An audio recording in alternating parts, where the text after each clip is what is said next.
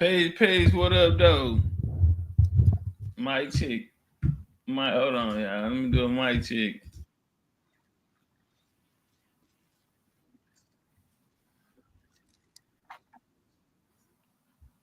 What we doing? What we doing, though?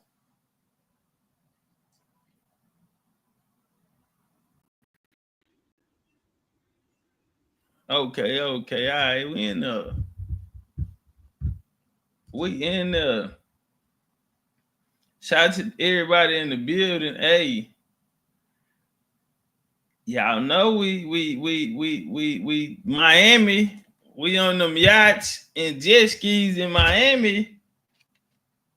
What Will Smith say? Summertime. We on them jets in Miami, fam. 305 MIA. I don't want to hurt. Y'all better not be running all them tax dollars up. I know that. You better say something for Miami.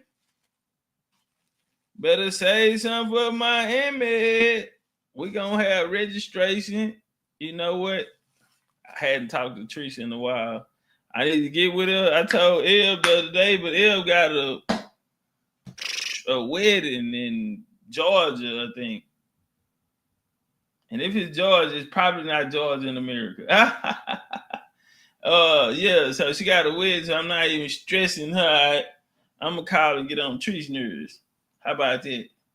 And yeah, we gonna get a registration, man, because we doing yacht parties, man. All white. I need to get some all white BCU suits. Don't worry about it, nigga. I have found the Gucci manufacturer. Hello, somebody. I have found the Louis Vuitton manufacturer in China. And they finna start making our clothes. I just cross my fingers. I just hope that ain't that quality that come out the 99-cent store. I'm just hoping that ain't this flea market quality. Cause them pictures look good. That talk sound real good. You know what, man? I see, about the trade war. And they were saying, oh, they exposed them. And then somebody said, I'm Avery, man. I'm very, very logic for anything. And somebody said something real. And it's a real life experience for me too. So when I was living in Dubai, certain parts, I stayed on the boulevard. So you're not gonna get no panhandling or nobody trying to, you know what I'm saying? Nigga, I'm on the boulevard. Everybody going in the highs or, at nighttime, they gonna make their way toward Dubai Mall and, they gonna have the little outdoor joints or whatever. They got a place there called Dragon Market. And it's basically like Chinatown in Dubai. Bro. And you go inside, the whole strip, whatever they selling, you can walk down this line. It's maybe about 20 other vendors selling, if not the same, they have a catalog. So what they do there is, if you're talking to them, so it might just be a worker. But then if you talking cash money, if they can smell that money on you, you know what they do? They pick up the phone and they call the warehouse. And the warehouse, you're gonna speak not to an employee, you're going to talk to the boss. That's how serious about money they are. And I'm like, man, that had to be American Indian way like that, because it's business, yes, but it feels more like a hustle, because it's not, okay, you on the paper, I might have what's called an MOQ. You know what I'm saying? You have to have a certain quantity in order for me to even fuck with you. You know what I'm saying? So when you talking to the boss, they gonna whatever you want. But see, these are things and these are connections that I made and things that I saw for myself. Now in Dubai Mall, you have a section on the first floor. When you walk down, I might have a video of it too. You walk down, it's like a lot of shoppers stay, and it's the largest mall in the world. A lot of shoppers stay on one side. But if you go to this particular side, bro, listen, the floors glow. The floors light up neon, baby blue, pink, teal, light green, orange. The floor lighting up while you walking, right? And you walk into this area, bro, and it is nothing but all of the top brands. Now hear me out. Somebody said something that was really logical. They said, okay, well, if it's so true that these Chinese vendors are coming out and they giving the game up, that these high price, retailers are selling items that are made in China.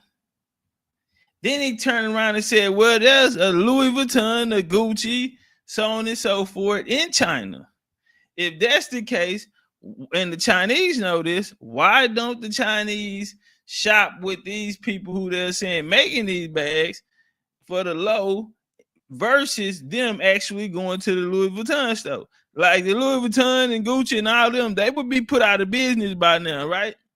They wouldn't even be able to have a store in China. Man, I got the slapping on myself. I said, boy, you deserve the shit slapped out of you. That just made too much sense, fam. And so I thought about, I said, hold on. Gidget said, they still got them Rolex at the airport. Listen, man.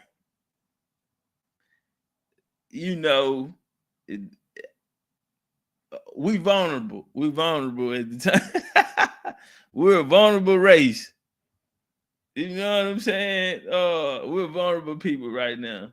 But that made too much sense, homie. Listen, Dubai Mall separates. When you go in there, that bitch got stairs, nigga. On both sides, you got aisles on both sides. It's a whole world by itself. It's really its own mall outside of Dubai Mall. I'm telling you. You do not cross this line if you do not have a certain amount of commas behind your. This is what I'm trying to tell you, fam. And it's a unwritten rule. Everybody know. Do not take your ass that way, nigga. Unless you one of them, unless you one of them ones.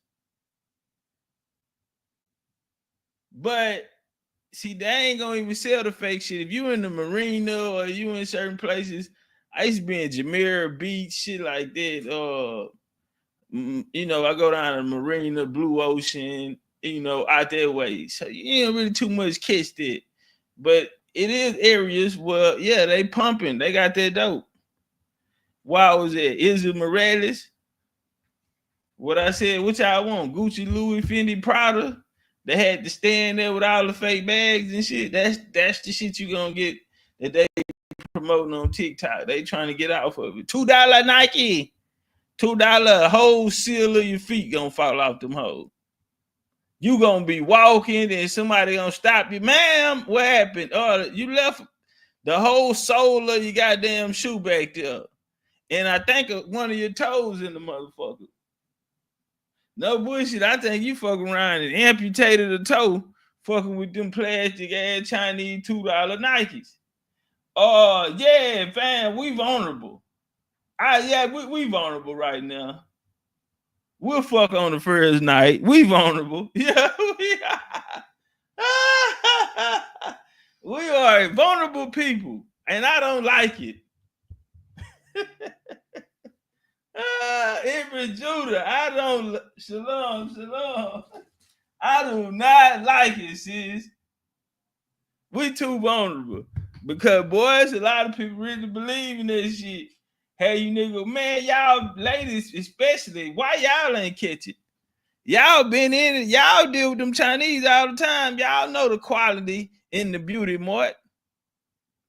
Man, y'all know the quality in the beauty mart. So that same beauty, more quality, is what them folks on there talking about. Yeah, biggest Louis Vuitton them are, they talking about NDAs and all of that.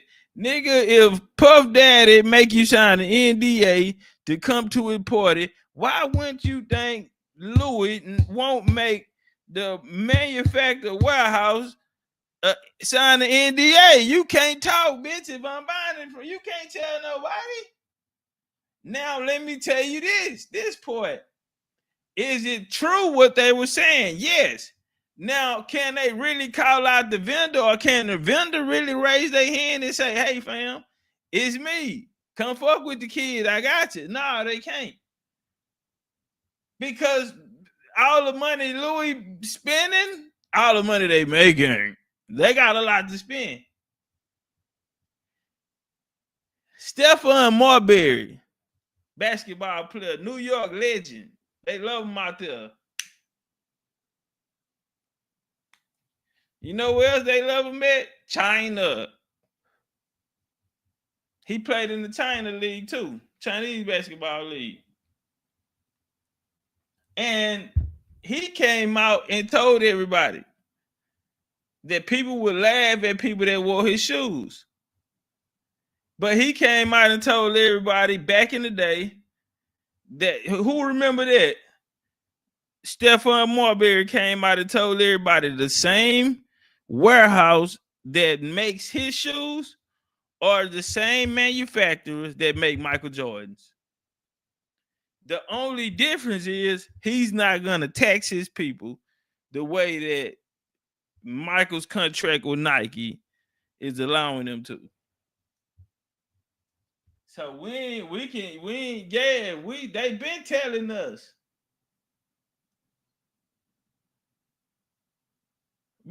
us. I told y'all, man, my homegirl, Jay Norm, she, hey, man, let's go to China. All right, I'm going to go. Then at the last minute, I'm like, what are we going to China for? She said advisors. I'm like, oh, I'm out. Fuck that. She wanted to do like a little, this before Rihanna did Fenty and the panties and the lines. Before that, she was already into that type of, and branding herself. So I'm like, nah, I ain't see the vision. And then she came back. Now almost everybody you see, especially in college football, little league and shit, they got the visors on, different color visors, and some people visionaries, and she saw the vision before it exploded on the scene. You know what I'm saying? Now she got her own company, running it for years, ran up that bag, big foreign, big house, no kids, fine, then eat motherfucker. Always them fines. They go get bossed up, get all that money, and then they don't want no man. Yeah, the little shit pissed them off. You not my type. You did some shit a nigga in the past did before. Yeah, we're gonna cut this off. Them the hardest one. That pussy be set on, huh? They done ran through 2-3 roses though. Yeah, they done burnt the motor off the goddamn rose. Damn, boy, they stained it. They stained it with a nigga though. That's my friend though, man. I love him. My nigga. Sam Houston. She went to Sam Houston University. But I just brought that up to say, nah, these new joys, they not the same. Them hoes so light. You step on a nail, that bitch going right through. Yeah, these new ones. Yeah, I don't know what they doing with this pack. That ain't the same leather or nothing. I got a collection of them because I just like mid-top shoes. You feel me? That's just my game. But I love Louis Vuitton skateboard shoes. I don't know why. Them hoes just, and I don't even like low quarter shoes, but Louis Vuitton skateboard shoes. I just got a pair in today. Beautiful. The new ones, the brand new ones. No, they ain't got the fakes or the mock, whatever the fuck they call. They just too new for them to come out yet. And I ain't going nowhere with you, and the whole soul of my motherfucking shoe come out. I bought a fake pair of shoes. I'll tell a quick story. We're going to get into the bill. We just letting a few people get in. If y'all could, we got 185 in the highs. Hit the button, shut the light. Share us on X, share us on Facebook, Instagram, and TikToker. And the TikToker.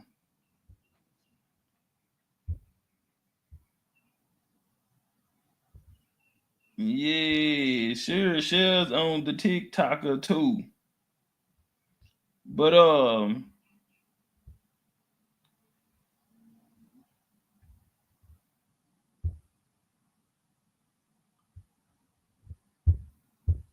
what I was gonna say, I bought a fake pair of shoes one time. I didn't know. I was going to get my music put in. It was a flea market on 45, right there in Little York. Acres Home. Then the whole Acres Home being that whole West Montgomery. Which I'll burn barbecue eating there. I was on burn barbecue to Tracy put me on Gatlin's on Ella, 16 Ella. Popeye, come for it. But on some real stuff though, so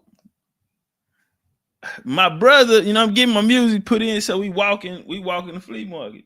Boom, it's this lady from NO. So I just wanted to be a patron. She was on me. She was old. I ain't gonna lie, I was scared. I was nervous. I'm a young. She like, yeah, I'm gonna get your brother. Boom. She's telling my older brother, I'm gonna get your brother. I'm nervous. So I support her. And I had a date that night. We was going to Deerbrook Mall. Old girl, she was from the North Side. So we going to Willowbrook Mall. Y'all know the North Side nigga love Humble and the Tascasita. They gonna take you on 59. yeah, you going to 59. So so boom, Popeye. Man, right before I'm going, I'm getting dressed. And my brother had some Air Force Ones too. I had bought some black Air Force Ones from him. My brother had them, so he came out and had like this little silver joint on the shoestring. And I said, hold on. I looked at mine, my shit don't look like that. And I squeezed his, and my shit was South Pack, like a Laffy Taffy. And I said, oh, these hoes fake, but it's too late. She like, come on, movie about to start. Y'all know I'm a late ass nigga. So, man, I'm up there in them fake ass shoes and I'm insecure. Every time she looked down, I think the bitch caught me. I'm like, God, Lord have mercy. Let's get in the dark. It's too much light out here. It is too much light out here. Let's get in the dark. Man, that was an uncomfortable night. No, I didn't fuck because I was scared my dick wasn't going to work. Yeah, I didn't fuck around and came out here on a date, on the first date. Nigga, it ain't like we knew each other and I can explain the situation. If I would have got caught in them fake ass Air Force One, she probably would have never said nothing to me. Y'all laughing. Get to you laughing. You want to know something different? You got to understand, I had a crush on this chick when I was about 18 years old. So now I'm about 21, 22, and I got her. Because I wasn't even supposed to got her back then. That's how bad she was to me. I'm on like a light bulb. You hear me? Plugged in like the refrigerator. You didn't even know it. So, yeah, I'm on. I'm going to this Cajun chicken spot. I'm going in. Just pulled up Sun Kiss. I dropped the 4 in a Sun Kiss, 1 liter Sun Kiss. Pulled half of it out, dropped my shit in there. Did my little daily routine. Boom, I'm walking in, lady coming out the chicken shop. We run into each other. My finger go through my cup, spill all over my back then it was crown holder. That's like Coogee, and then you had crown holder, which would be like the higher version of it. You know what I'm saying? $1,000 pants, $600 shirt, shit like that. So I done fucked up my unit. And her niece, she was like, oh, I'm sorry, baby. And I turned around and I seen who her niece was. Seen old girl. I say, well, it's okay. I'll take care of you. You gotta let me take your daughter out on a date. She said, that's not up to me, baby. That's my niece. You gotta ask her. So she was like, I'm sorry. I saw what happened. She was like, He said it's you can make it right by going out on a date with him. And so that's how I end up going out on a date with her. So boom. Long story short, a little bit of time passed. It's time to fuck. We laid up. We going at it. I sucked the titties and milk come out. Negative. So my fool ass, I don't know what made me do it, but we on a conversation and I said, hey man, I told her what happened. So she go to the doctor with her mama. She hit me back with that Dear John letter. Hey, y'all don't know what a Dear John letter is, huh? That's a heartbreaker right there, boy. What a military vets it. What them niggas who been to prison at? Got one of them Dear John letters. She hit me. She said, hey, we went to the doctor. I'm pregnant. Me and my baby daddy, we're gonna work things out. I'm working things out with my ex, you know. And she left me. I was sick. I supposed to be around this whole playing stepdaddy. I supposed to be around his whole living a lie. Do you hear me? That supposed to be my son or daughter or whatever it was to be. And it ain't a day that go by I don't think about that. Boy, I say, boy, dad. Come here, son. Come here, daughter. I don't know. Yeah, fuck my whole life up. Got that Dear John letter, nigga. I cried. Feel like I just lost whatever. Feel like I done it on my life. But wait, hey. Yeah. I done threw it all away, nigga. You win some, you lose some. More of the story. All right, since I got y'all in here, Trump has been trumping. Trump has laid down a very, very powerful source. And guess who he using? Your ass. And guess what he called it? The Trump card. So, when Trump got in office, conversation was around what? Birthright citizenship. Check.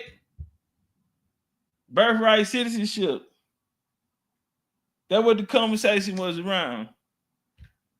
And Trump held his nuts and said, he said one thing that I heard, and I don't know if too many people picked up on it, but he told them to check the date. Check the date. Check the date, fam. If you looking for context, because they started trying to move into the 1880s and something about a guy from Asia. That's not it. We're not going to do that. And they try to use that court case. We're not going to do that. The guy who wrote it put in there Indian, not text. And then he came back on the second one and he removed it. Why? But Trump has a lot of lawyers around him, smart guys, and they have what you call the Trump card.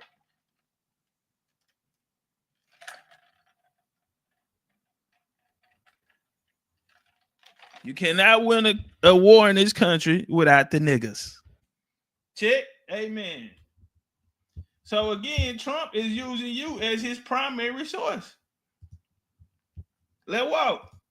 Mr. President, breaking news. A short time ago, the Supreme Court agreed to hear oral arguments in the case about ending birthright citizenship. How confident are you that the court will rule in your favor and allow that order to end birthright citizenship to go forward? Well, you just Good question. telling me that for the first time. I am so happy. I think the case has been so misunderstood. The case is misunderstood. Hello, somebody. We finna wake them up. Who owns America? Let's talk about it. Case, birthright citizenship, is about slavery. If you look at the details of it, the signings of it, everything else, that case is all about slavery. Period. Point. MFN.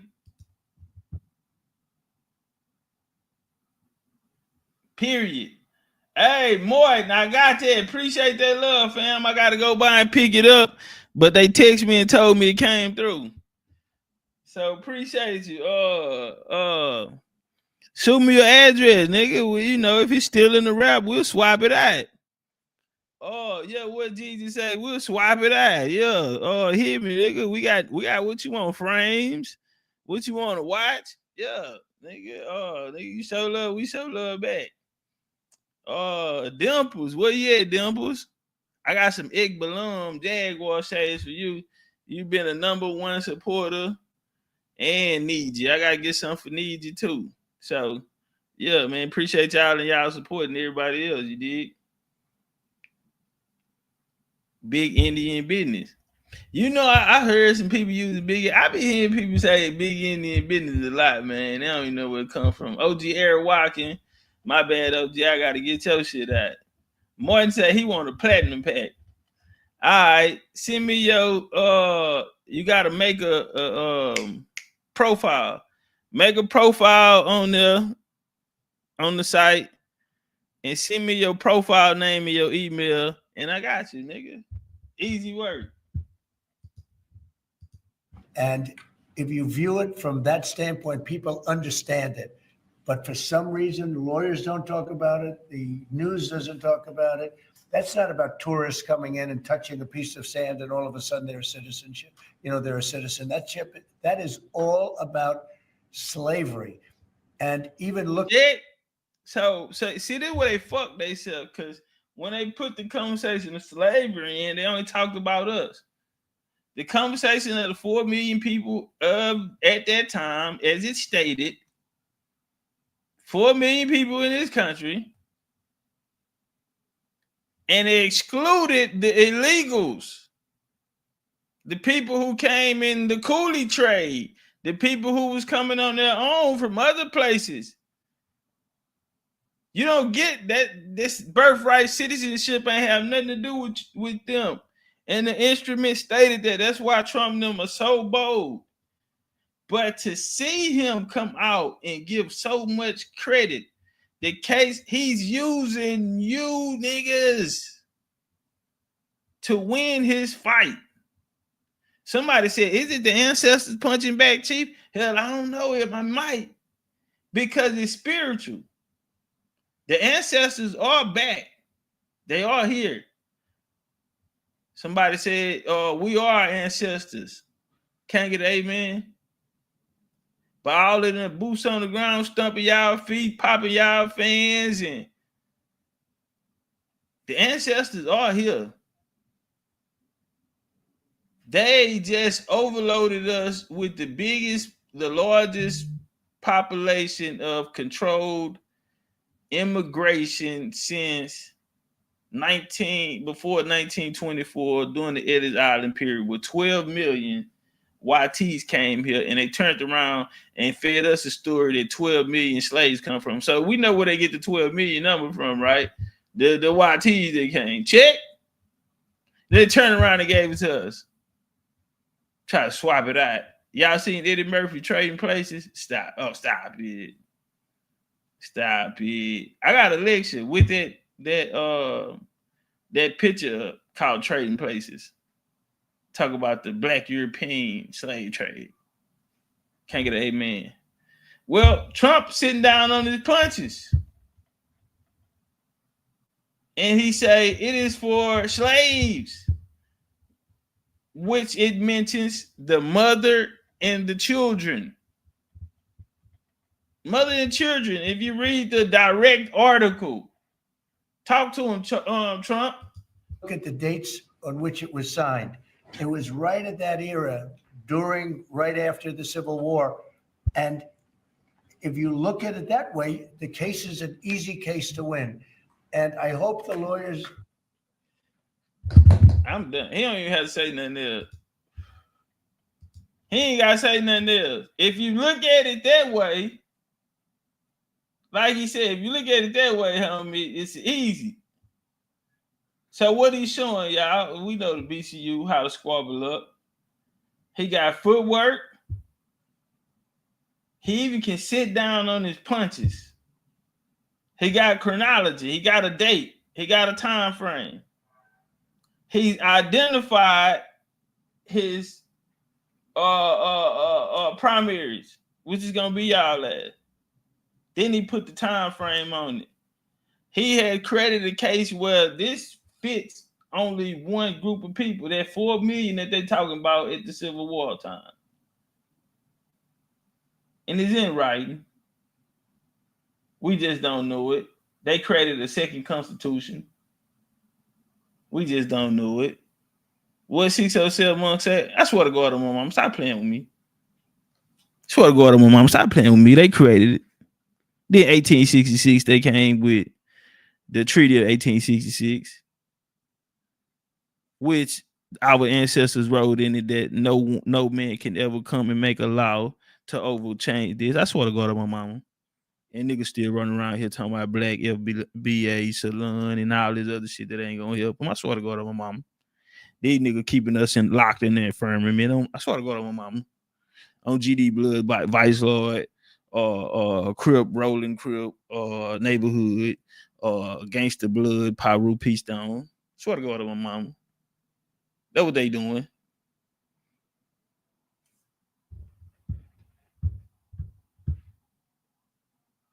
All right, let's get to what we came here for.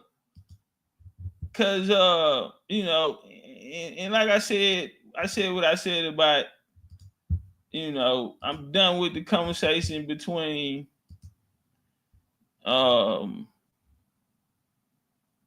Sabir don't want to fight. And where he is in his journey, he haven't been in the ring in a long time. A lot of things he haven't done in a long time. Sabir Bey is a legend in the Moorish paradigm. I give him that. But that means nothing to an Indian. Indians control America and all their borders, all their ports. Okay? It is more of us than it is anyone in America right now. Why you say that, Chief? Because since this guy spoke my name, I talked to him that one time on the phone call. After that, I didn't have to do nothing else. It's not a day that goes by that somebody's not telling him Legendarytopcatz. Then he figuring out more and more of my resume. Now he finding out, oh, he talked to, because he name dropping. He name dropping. And then he going back figuring out, oh, he had conversations with them. Oh, he had a fade with them. He bringing out old collections and CDs of people he's with who are his teachers. Abdullah Bey. Shout out to Abdullah Bey. Love Abdullah Bey. I love passionate teachers. I love people who love what they do, born to do it. But he made the same mistake Sabir Bey made. He said my name. I don't take that lightly. I took it personal. Take everything personal. Kobe, nigga, mumble mentality. Everything is personal. Nigga, we not friends. We not friends, nigga, and we coming from two sides of the tracks. I'm finna shine. And it's a big one. It's a nigga. Yeah, I didn't probably looked at every lecture he had available online. Abdullah Bey. Yes, I have. A legend, gold jacket, Hall of Famer. But he said my name. And y'all, and we know the results. I ain't gotta say nothing. So when it come down to people like Sabir Bey, I don't need a debate with Sabir Bey. I'm stamped already. If I was to say I had a debate with a Moor, I would just put up the me and Abdullah Bey conversation. The Taj, me and Taj, that wasn't a debate. I got too much respect for him to say that I fought Taj. I got too much respect for him to say that. You know, I say I was privileged enough to sit with one of the greatest niggas to put a fez on top of his head. That's what I can say. And shout out to Big Mama and USM for making it happen. Now, Sabir talking that she say, broski, I know I'm an Israelite. I also know I'm Cherokee, Choctaw, my mother and father. But I knew that for a minute. What boat fight? When that boat fight popped everything, woke up, not all, but a lot. I don't get it, fam. Lil Ty said, I told you he wouldn't run, but who you talking about? I didn't know though. See, this is my thing, man. You know, what I don't like is they trying to paint me out to be, you know, a villain or like I started this. I didn't start this. King Simon started this. And I text King Simon phone 2 days ago, I respectfully, and I never still got an answer from him. But he the one started it. I'm not mad at King Simon, but I did want to holler at him. Not on nothing crazy. Even with the conversation with the dude who asked for a pass, Sabir, I told him, nigga, I'm not disrespectful. I ain't call you to disrespect. Everybody seen it. So this picture they try to paint, oh, he's this, he's that. It's not true. This man haven't kept my name out of his mouth since that same day. He's going to sleep, waking up thinking about me. And I'm here to tell him, get the thought out your mind, because the debate between you and I would never happen. Why would I fight you when I fought one of your master teachers? I got in the ring with one of your master teachers, homie, and it was not even close. No disrespect, nigga. I honor Abdullah Bey, but I crushed him. It was no contest. I fuck around and retired the OG. But I got the utmost respect for him. This is Taj. This is Sabir in a debate. This type of shit don't happen to me. Me and Seti, I wanted to rumble with Seti. Seti pulled a Sabir. You don't want to, they want to pop it, but they don't want to come out here and see what's up. But they watching. And just like your boy always say, Topcat don't show sources. They always say that. And I got the most slides in history, nigga. I broke my own records. The top 5 longest lectures, nigga, or Topcat. Most slides in the lecture, Topcat. Period, nigga. That's history.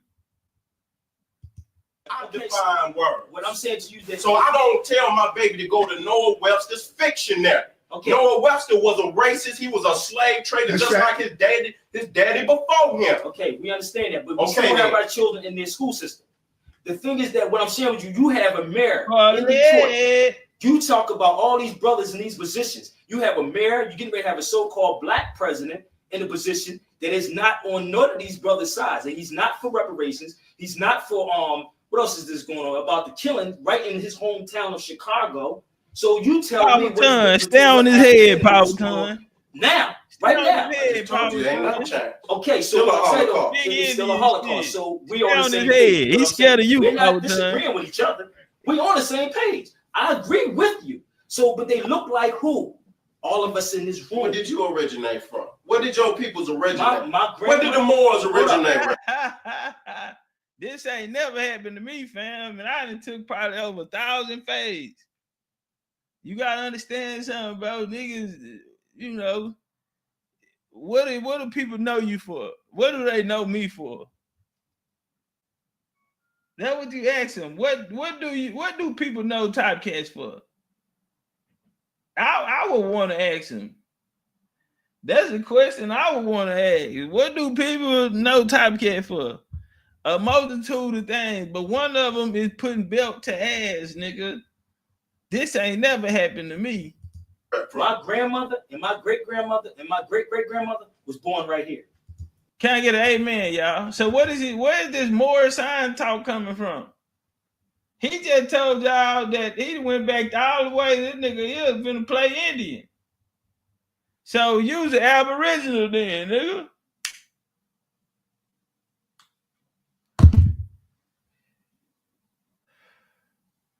Why would I get in the ring with him? All I got to do is play this sound bite.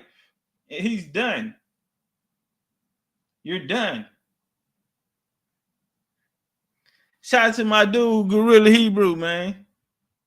My first slide, I wiped him. I played a video of him explaining how he found Hebrew Israelite. He watched the World Star Hip Hop tape, and then he said, "This is what I want to be a part of." So yeah, I didn't even say nothing. I just pressed play. My first slide, I pressed play. He said that. I say, I thought I came here to debate a Hebrew. I came here to debate a goddamn what they call them? If you what they call them? Hebrews, and who Paul then was with? Man, y'all hear me out. Yeah. I got him up off of that. Nigga, use a World Star Hip Hop Hebrew. A Gentile. Use a Gentile. You converted. So now your great grandma from here, you converted to Moors. You talk about all these brothers in these positions. You have a mayor. You getting ready to have a going that far back, and I just told you I wasn't around. I just told you, ain't nothing changed. Okay, so what I'm saying though, it's still a Holocaust. So we're on the same page. What I'm saying though, we're not disagreeing with each other. He want to be friends. He want to be friends, not me. Not me. You on the other side of the track. I'm an Indian homie. I'm gonna show you what the Indian business by Prussia. I'm gonna show you the Indian business by Prussia. We on the same page. No, we not. I agree with you. So, but they look like who? All of us in this room. Where did you originate from? Where did your peoples originate? Where did the Moors originate from? My grandmother and my great-grandmother and my great-great-grandmother was born right here. Keep going back. We ain't going that far back because I wasn't around. No, I want you to go back. But we ain't going that far back because I just told you I wasn't around. Why are you scared to deal with Africa, brother? I'm never scared, brother. Yes, Hold up, brother. Hold up. If I can read some things to you to show you that the Moors are Africans. How old is the Moorish flag? The Moorish flag is over 10,000 years old. But you were going to tell me it's 10,000 years, but when I asked you how far, answer the question. Hold up. I said here. That was a nice setup, City. Now, if Sabir knew how to fight, I would have answered him whether he liked my answer or not, and I would have turned him. Bro, turn him and put the stick on him. Meaning, I would have turned him and asked him that same motherfucking question. Come on, bro. These niggas don't know how to, man, you not fucking with me. I'm a master at this. On this lane. If you're talking about the Moors history of the Moors and independent that you're talking about Morocco today, that's new. They got the independence in 1950. We're not talking about these pale-faced Europeans that's in Morocco today. We're not talking about them.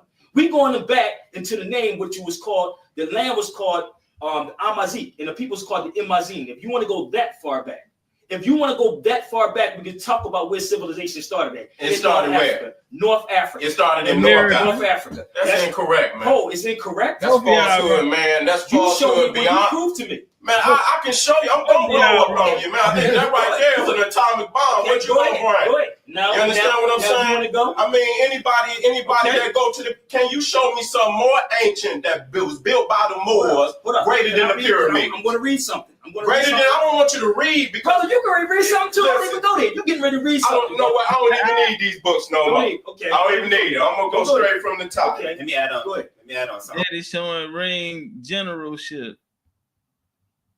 You know, and Sabir is being very passive. We call it gunshot. He might have got clipped and it hurt him and it just ain't show. But he's an emotional debater. You can't do that with me. Because I'm going to pick you. I'm going to make you miss. And I ain't going to do nothing but frustrate you. I might disrespect you on purpose and frustrate you. Because I get at least 2 warnings.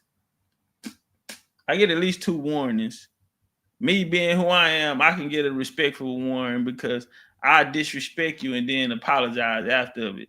So, and I do it so fast that the referee don't even have a chance to give me a warning. Yeah. I'm a master at this shit. I'm gonna beat you and I'm gonna grab you. I'm gonna get my combos off and I'm gonna tie you up, smother your work till you get frustrated, and then I'm just gonna walk you down in the high go at. Cause you niggas can't fight. You are city. All right, yeah, time out. Let's get it. Not the city. City was my favorite back then. But you know, idols become rivals. Ain't that they Rick Ross song? Yeah, come on out here, let me look at you. Let's get it order. Go ahead, brother. Let me add on. Now, once again, like brother, what we trying to show you, or what I'm trying to show you, like I said, I don't know about these Moors that they're dealing with. Okay. Yeah. We don't separate We don't a light-skinned brother with a dark-skinned brother, or a certain title with another modern title. Like, I'm not here to separate colored or black, or Negro and Moor, or Asiatic and Moor, African and Moor. We're all the same people. However, me as an individual who have done research, the oldest name that we have taken for ourselves was Moor. Hey, before we go any further, get my likes up, fam. Why in the hell are we 100 likes short? Why are we 100 likes short, fam? Come on, bro. Listen, I took the video down last night that I did because I gave away too many jewels. No support on it, not enough likes on it. Like, man, please, bro. It's too much. You niggas that not understanding, nigga. I got the weight of the world on my shoulders. You look around at anything with Indian label or Aboriginal, any of this shit tag on it, bro. And you look and see how much weight that a nigga gotta carry on his back for this shit to be relevant, for this shit to be number one. Stop playing with me, bro. I take time out of my life, nigga. What we've been rocking, we've been going to different platforms, venturing off. Going to put this game down, bro. I'm giving y'all top notch, top shelf shit. We seen in the good light, respected. A lot of people are getting credit, but they're not doing shit anymore. Even if they have in the past. I don't want to disrespect niggas' crafts, but I'm saying meaningful things, bro. I can easily come say I need some help, but I don't need no help. All work is easy work. But if I'm going to put out some energy, homie, just universal law, I should be getting some energy back to recharge, nigga, recoup, so I can be stronger. But yeah, I took my shit down, nigga. I'm not finna come out here and just be giving, and I'm finna go through my channel and make sure I take down all of the good shit. Cause niggas are not finna sit here and just watch still get game and not gonna put nothing back into it. I do too much, bro. I give away too much free shit, free game. The only nigga fighting for this shit, go press play on the tape of your favorite American Indian Aboriginal teacher, nigga, in a squabble, in a meaningful squabble that has anything to do with pushing this Indian shit into the forefront. Go get it. I'll wait.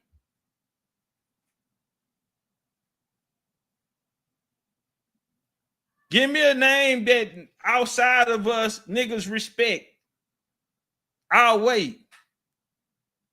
I shouldn't be 100 likes short. I should never be 100 likes short. Now, nigga, my grandma always taught me, teach him how to treat you. Teach him how to treat you. Bro, I put my heart and soul in this shit, nigga. Nah, fuck that. I put my heart and soul in this. Oh, that should not go in vain. I shouldn't have to tell you, niggas ought to see it. My work speaks for itself. My presence in the room speaks for itself. My name speaks for itself. BCU speaks for itself. We are who we say we are. We've done what others haven't done. We've been and seen what motherfuckers haven't been or seen what they haven't saw. We are the foundation, nigga. get my likes up, support my shit, period. So dealing with my family's from Jamaica. But let me ask you a question before you go on. Or the island of Essamaica. The Caribs, the Saboni, the Arawaks, in their oral and written documentation, they said that they're from North, Central, and South America. And from there, they've always been there. They're not detaching themselves from our cousins, nephews, aunts, uncles, whatever we want to call them in Africa or in Asia or in Australia. And nobody's talking about Antarctica. So we go back millions and billions of years. And you laughing, so I don't. Name me Indian that somebody out there, people outside of our community respect. Go hear the shit they say about niggas that's banging this Indian shit. They don't say that about Topcat though. You got a few, but listen to them. Every time they gonna say hey, that nigga that got hard, or yeah, that nigga there he do it like, or he ain't, or they can't fuck with him, or yeah, every time. Because either now they went in their mouth for disrespecting Indian or Aboriginal. I take face for both, nigga. But they do not respect a lot of these niggas who do this shit from any platform. Niggas ain't out here respecting for what? Show me anything more meaningful.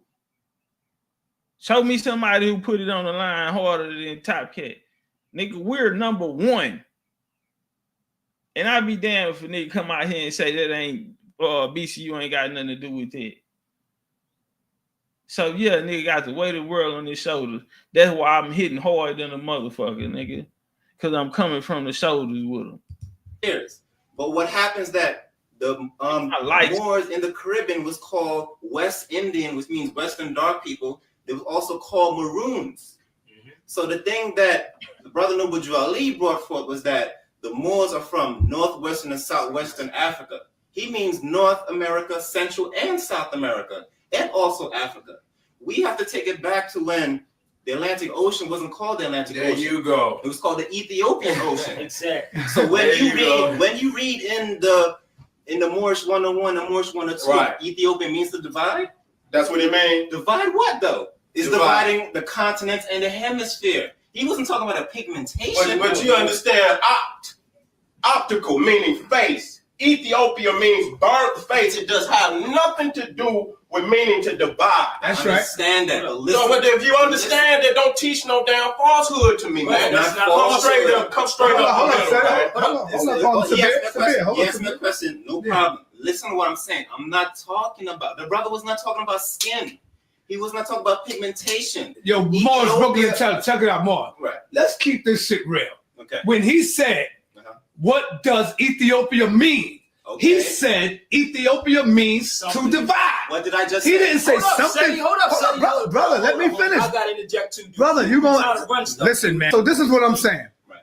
In the Moorish Lessons 101, he asked the question, what does Ethiopia mean? Okay. The answer was Ethiopia means something divided. That is incorrect. That's not what it means, brother. Can I answer your question now? Now answer the question. Let me address that once again, because we're going to go back talking about in circle. When the brother put it there, he was not talking about a skin color or pigmentation.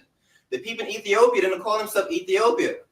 Ethiopian region, that latitude and longitude of square jurisdiction was called Abyssinia. And the people called Habasha. So once again, he was not talking about a people or a description. Didn't he say something means divided? Didn't I just give you the key to that jewel? If the Atlantic Ocean was called Ethiopian Ocean, what is being divided?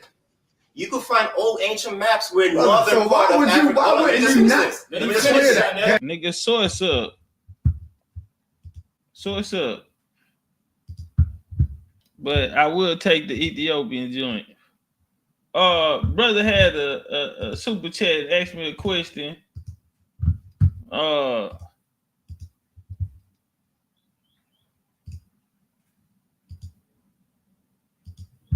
We're gonna get to that before we get into this bill, because I'm just gonna let it flow.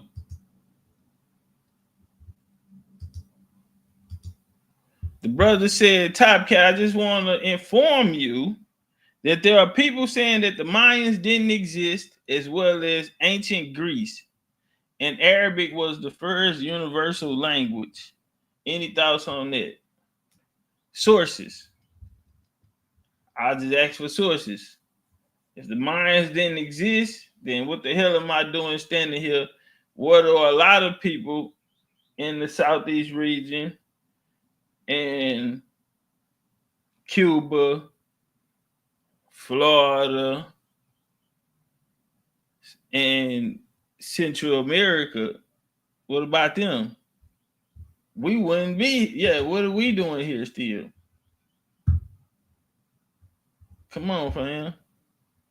Country's 84. What up, though? Or also for a little point, I was also in Jehovah's Witness, and I had even the old Bible Tract Society documents from the 1800s with Charles Rutherford, and the Bible Tract Society later became what you know as Jehovah's Witness, and so logically I was in conflict there too. Keisha Murphy. Came from there.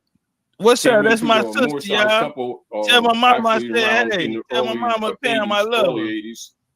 And I already had research on those operations, etc., from congressional records, because I used to go to the Library of Congress in Washington, D.C., and I do research also in the law libraries. So most of my position from a social political point of view came from absolute documented research.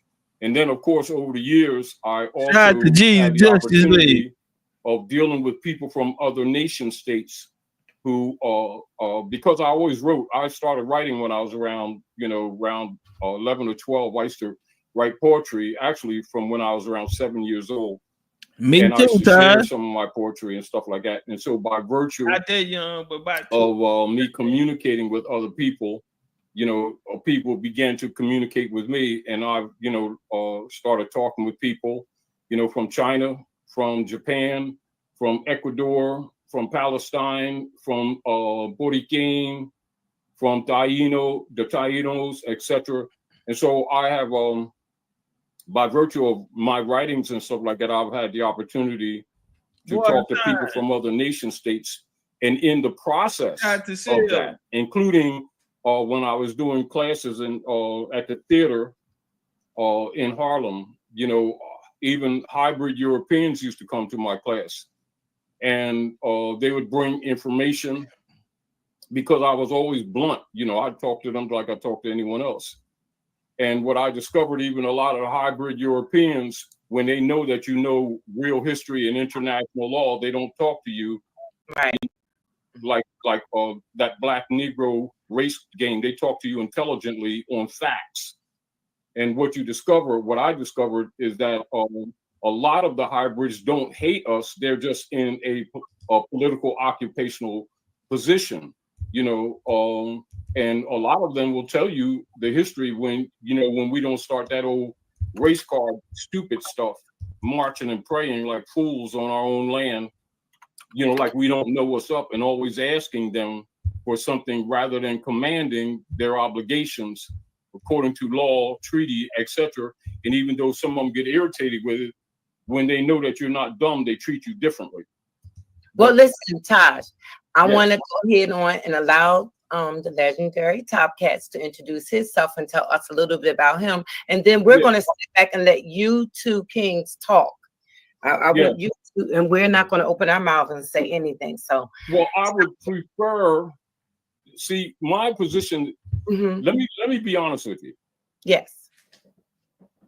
No different than years ago when I gave you that 5th edition law dictionary. Yes, at least 17 years ago. This is one thing that I recognize. If our sisters don't get this information, we're kind of lost. Right. I'm just saying, let him introduce himself. Right. Oh, yeah. If he's on, to the family, and tell us a little bit about himself, and then we just go from there. Yeah. Go ahead. Peace, Topcatz. Peace, good brother. Can he hear us? Peace. Can you hear me now? Yes. Yeah. Turn your volume up a little bit. Oh, all right, is that better? Yes, much better. Okay. Peace to the queens. Peace to the Peace, OG, good the brother. elder. How you doing tonight? I'm the legendary Big Chief Topcatz. I'm a Kasadi Indian. My family were the Mingos. We helped pick out the oldest reservation here in Texas, 1855. My family were chiefs up to the 20th century here. We still have our land down in Livingston, Texas, what is called Indian Great. Village in the Bottoms. And I push genealogy. I have a genealogy group called Big Chief University. And one of the things that we do is we take back our history. Instead of just talking about it, we actually show our people how great the Americas were and how great our people were and how advanced they were. So we do trips. We've done multiple trips. We've been to a lot of places. We had a pyramid tour last year in November. Our second pyramid tour, group tour, is coming up in July. Matter of fact, this weekend, I'm headed to Mexico to do some field research down there, and hopefully we get to some of that conversation too tonight. But appreciate y'all bringing me here, and appreciate it's an honor to be with you. Well, I'm glad to get a chance to see you and hear you, good brother.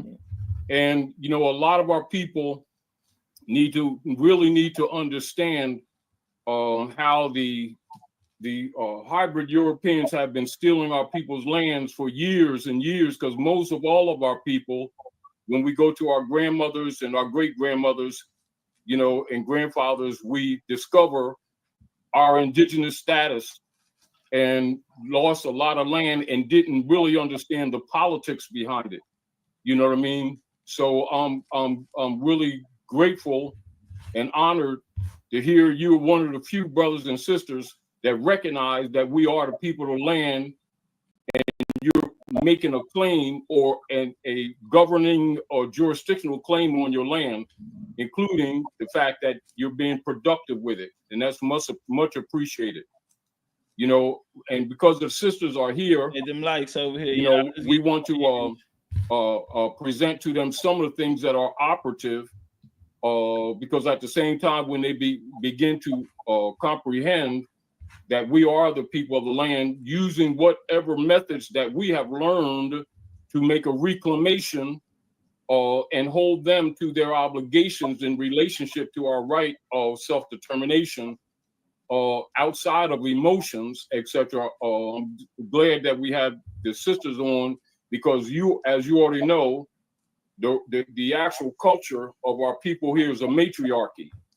Without that competitive mentality that has been taught to our people, competing the men and women against themselves. So they need to learn something about the culture so that we can actually be productive. And as a point of interest too, Topcatz, in Jersey area, my family owned the land from the area of Pennsauken up into Merchantville, up into Route 30, where they built the complex, where they have what's that Home Depot, and where the racetrack used to be. And over the last 50 years, systematically they stole the land from us, etc. Because as a matter of fact, in around 89, they sent letters out to all my families to give us checks on the land, because they had been confiscating the land under eminent domain, etc. And right off of exit 4 of New Jersey Turnpike, they actually rented the whole hotel, and people came from all around the place, and a lot of people I knew actually that I didn't know were my relatives, from north, from New York, from the Mohawks, and my family is Cherokee, most of them Cherokee. Now we already know it's Anayanwea, and my grandmother, my father's mother, when I was little, you know, she used to sit me on her lap, and we'd be looking out the window on State Street, and she used to tell me a lot of stuff. Of course, I was 4. I didn't know a lot of stuff, you know, but yeah, now because that was the question that I was gonna ask, like, what was the age that you know, this happened, this occurred? That I was 4 years old then. Okay. You know, and she had this. I remember she had she had really like a beautiful dark chocolate, smooth skin, and she had very dark blue eyes, and her braid went all the way, you know, below her backbone, all the way down. And we call her Mom Eve. And she was from the Cherokees in the Virginia area, you know, and she used to talk to us a lot about when they, you know, stealing land even down there. But I was young then, and I didn't understand a lot of things, but I always knew that we were the people of the land. And of course, they would call us Black Indians and stuff like that.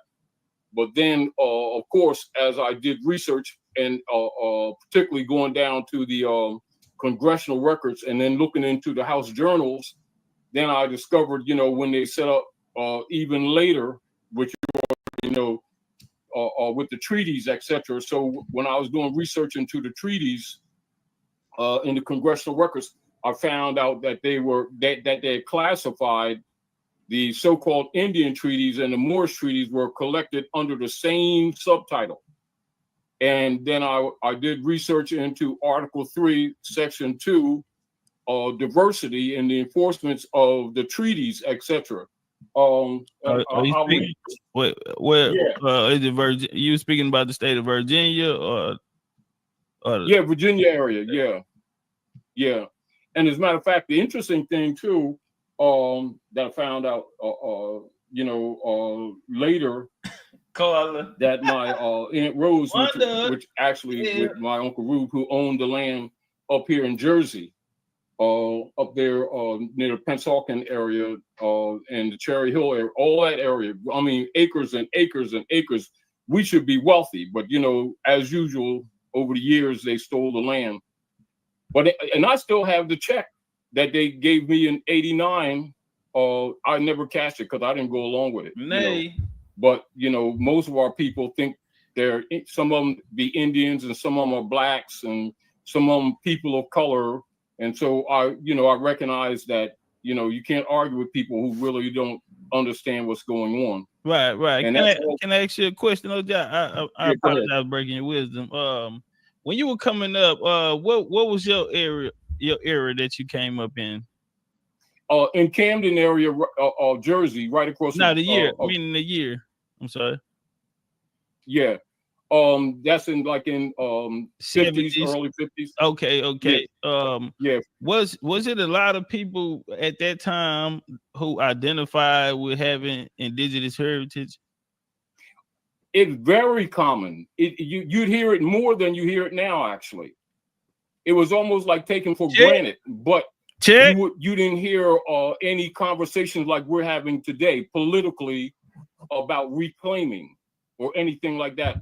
Only from a perspective of them knowing that they weren't black, although we were called black. I remember if you called, like my Chet, I asked him for a reason. Your time, he said the 50s and the 60s. Was there any people claiming indigenous heritage? He said, shit, you heard it back then more than you hear now. My grandfather and stuff, you call them black, they'd fight you. So what's Negro? You know, what was the term at that time? Was it be Negro? That was like in 59, 60 in that area. Yeah, what would the term be then? In the 60s, it would have been Negro, correct? Negro or colored. Yeah, they changed it because first they'd be colored, then they'd be Negro, then they be black. Yeah, 1969 they changed it to Afro-American. Jesse Jackson, 32-degree Mason, suggested that Afro-American game and stuff like that. Then our people started going along with that game. Right. And it was pretty much common. But if you start talking anything political, you know, about our right to the land and everything, most of our people weren't interested. They wanted to march and pray type thing. You know what I mean? Right. And do the civil rights stuff. Okay, so let me ask you this: do you think it would have been effective if we could have, if that information, if we did use it as a political weapon, if we did carry it on? Do you think that we could have been in a better position, or do you think that that method would have worked since it did? That was a birthright given to us at home. This is what I begin to recognize, is that our people didn't understand the issue of heritability and non-heritability and the wardship status that we have been collectively held in that no one discusses, and not knowing that the nom de guerre that our people loosely refer to as brands held us in what is legally referred to as a wardship status to the corporate state. And as a matter of fact, this is how they stole our land. And of course, over the years, as I studied, I began to recognize how it was done. This is I apologize again for breaking your wisdom. But I just wanted you to I would love to hear your take on and if you would give me maybe 2 minutes or whatever to give my take on how what I've compiled. Yeah, as a matter of fact, I really, part of what I really wanted to hear you, because I wanted to get a chance to to hear what you have to say about, even with Calhoun and them, how they tricked our people over the years with the commission under the War Department, with the enforcement of the treaties, and then with the commission of them setting up the commissions for the BIA, and how they've been constantly altering. As an example, let me just give you an example, because I did take a couple of notes and of course stuff that I wrote a long time ago, years ago. But right. I wanted to just share a few things that I had contention with them, and I always wanted to see most of our people who understood our indigenous status to hold them to the law, because you already know that the status into the law is the venue of diversity that those arguments should be made. And what I recognize that so many people, because when they learned that we were the people of the land, they would start arguing from an emotional point of view rather than argue them from treaty point of view, to which they're obligated, because they're not obligated to opinions, as you already know. Correct. And by our people not knowing that they're in a wardship status, our people will get into the morality of our divine right and not really argue with them relative to the diversity. Don't waste no punches.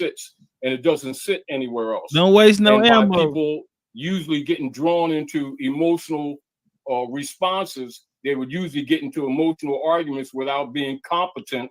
And logically, that automatically relegates our people back into the wardship status state. But anyway, I want to mention this just because the sisters, because I want them to have some understanding on the level that we're. Hey, time out. Hey, y'all, we're 100 likes. We're 100 likes down. We got 430, 400 and some people in here. We only got 300 and some likes. Let the likes match the views. Let the likes match the views. Get it up. Let's go, man. Hitting the like button is free. We're talking.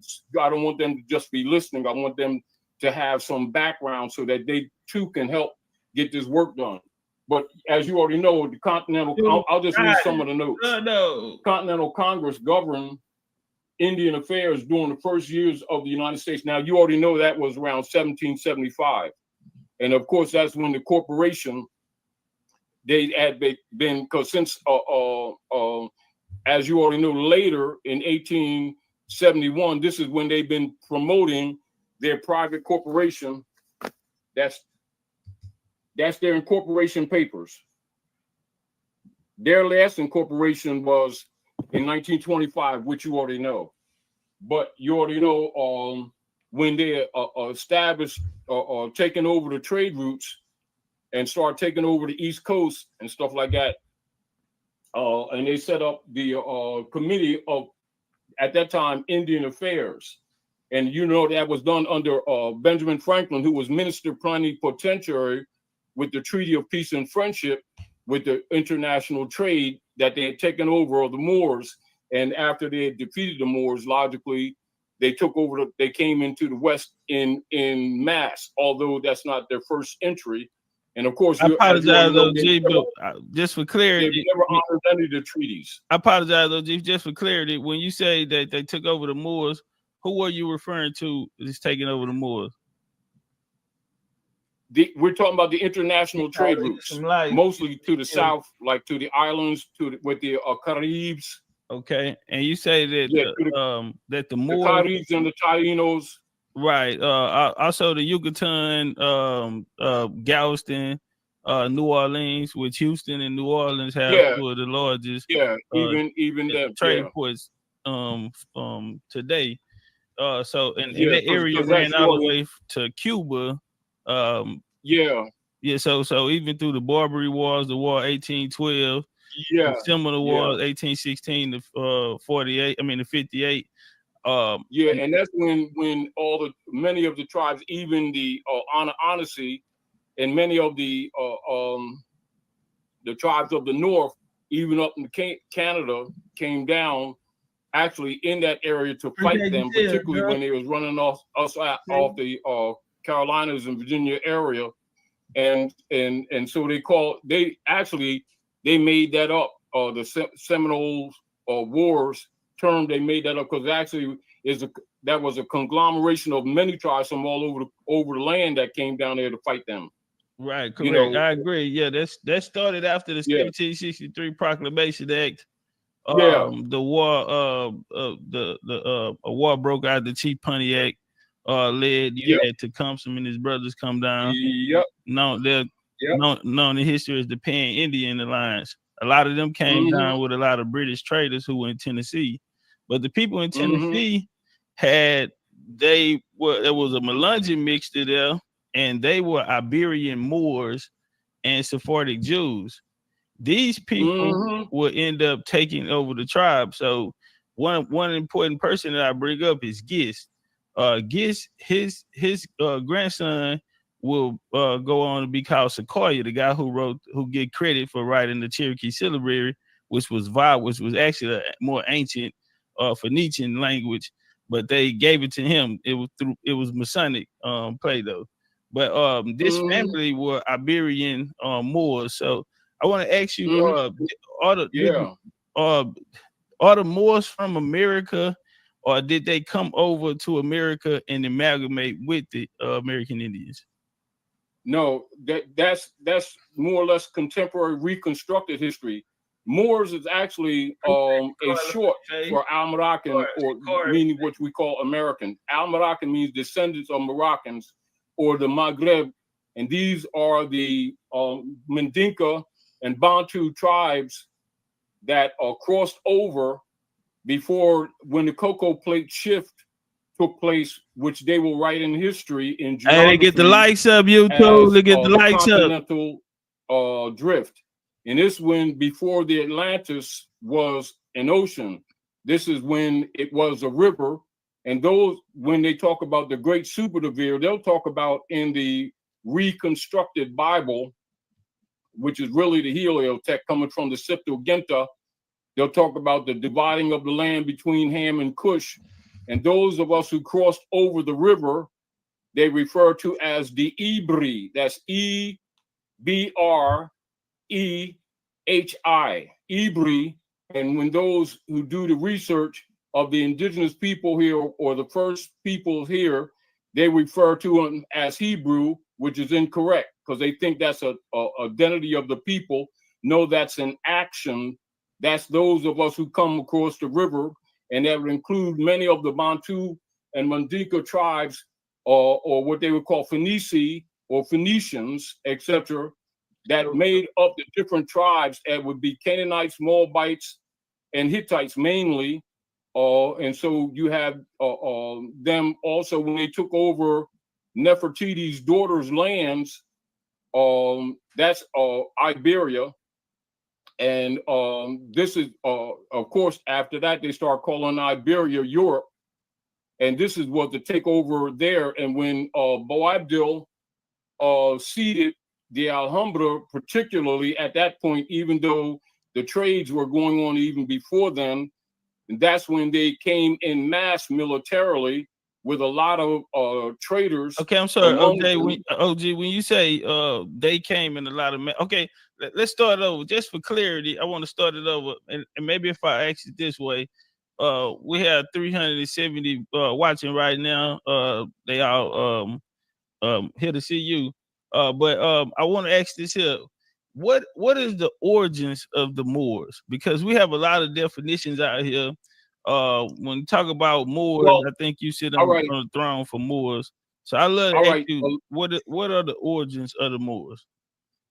Moors is actually a modern short term for Al-Moroccan, or what you would call Moroccan, Mauritania, Morocco, etc., in reference to most of your Asiatic African tribes that came to the Western Hemisphere thousands of years ago under the Superdevere and established kingdoms and tribal territories in the Western Hemisphere, which is referred to in history as the Maghreb, which is North, Central, South America, Americana, which would be all of your islands, etc. Okay, hold on, OG, because that's a lot for them to digest. So let's just stop there. I want to ask this question. So they're starting in Africa, and then they're making their way, migrating to the new Maghreb, to the west, to the Americas. When the Europeans write it, they would tell the people that we came over the land. I want it from the OG. I want the real deal. That's why it's a pleasure to have you here. I want it from the legend. Where are they origins? Well, we're not talking about. I'm not talking about religion. We're talking about the migration of the people. Correct. Or is it coming from Africa? It's starting from Africa first, and then migrating to the West Maghreb. Well, because at that time, actually, what is known as Africa today, or Tamari, the horn of Northern Africa was actually attached to the Gulf of Mexico. So you could just go across the water just like you go across the Chesapeake right now. The lands weren't separate the way people think they are. But most people just for clarity, a visual understanding for the people today on the map. All right. Let's OG, I want to ask you. I mean, when I say the people, meaning the chat, for understanding for the chat, a visual. In today's modern term, will that landmass, what will the landmass be called today? The people from the modern times usually will look at ourselves here from what they refer to the 1492 Columbus era, which is totally contemporary, which twists all the history. And if they look at it from that perspective, they don't know themselves. So that's why I want to start the origins, OG. That's why I want to ask you, what did the origins started in Africa and migrating out of Africa here to civilizations north, south, east, west? It's both sides. It's actually both sides. We're on both sides of what always have been. Which side first, though, OG? Really, like mostly in the Yucatan, what you call Olmec, Old Omexum. So they will start with the Olmec. That would be the first civilization. Well, that's part of us too. That's part of us too. No, I don't know not the Olmec history. I'm giving you the background of Moorish history. That's what you're asking me. So after leaving the Yucatan, where did they go? What do you mean you leaving the Yucatan? With the Olmec, you said I asked you where did they originate, the first place? So that's one of the centers. I'm I wouldn't say that. I'm all right. Was the Central America. I'm still a little baby. Okay, and I love the Yucatan. I've been there over 10 times. I'm going this weekend, matter of fact. So I love it down there. But so after they they originate in the Yucatan. A lot of our people here, particularly in the north, don't recognize that that's part of their own history. Yeah, because we've been trained to look at the different tribes as other alien people when they're all Al-Moroccans. From the south to the north, they're all Al-Moroccans. The only alien is the hybrid European. Okay, so let me ask you this here: can you put a date on the history of the Moors? Is there like a time frame around it? You're talking about 49,000 old. You're talking about AM, ancient Moorish. So when like they'll talk to people now when they say AM and PM, they're looking at a time period, but the real AM is actually ancient Moabite. And so you're talking about your bicameral calendars, which have been adjusted by the hybrid Europeans to throw the people off. This is why when you look at when you go into congressional records and you look at treaty laws, and you look at the operations of the wars and the migrations, you'll see the differences in the calendar. And this is when why the hybrid Europeans changed the calendar to throw our people off. As an example, when you look at the earlier treaties, you'll find that there's a couple hundred years actually. Roughly around 500 years change in the calendar.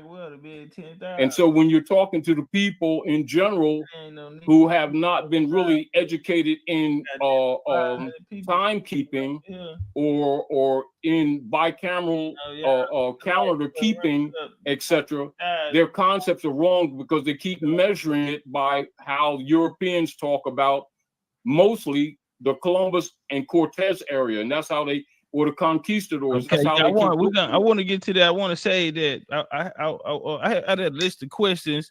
I have another one right here. This coming from the people.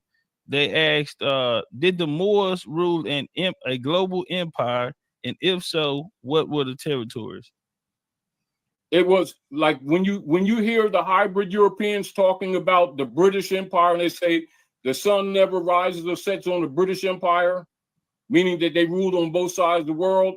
The real deal is that they took over the Moorish Empire, also the last vestige known as the Ottoman Empire, and thus taking over or taking power over the roots of the Asiatic people, which included both what you call Africa today, Iberia, which you call Europe today, Sinda, which you call India today, Lower Russia, and North, Central, South America, and including the joining islands. That's why when you do research into the war records, you'll see the connectivity and the sequence of operations of international law, even the Lieber Code, etc., which is used in the international law during the time when after they murdered Lincoln to cover up their obligations to the treaties. This is why you'll see that when they started the Bureau of Indian Affairs, you'll see that took place under Benjamin Franklin, who at that time was a minister plenipotentiary. And this is also why they throw the people off again by lying to the people, telling that George Washington was the first president. So when you're looking at the geography before the colonial operations or the reconstructed history, the concepts will be different. So most of the things that you would be talking about when you're talking about the obligations of treaty and our people's attachment to the land, again, most of the people keep measuring from the Columbus period, which is absolutely contemporary. Okay, and so I apologize. I want to ask you. I want to get to the treaty question, but I wanted to ask this question first. This global Moorish empire that you were just speaking about. Who was the most famous emperor of the Moorish Empire? Who was one of the most famous in history that we can look up and find?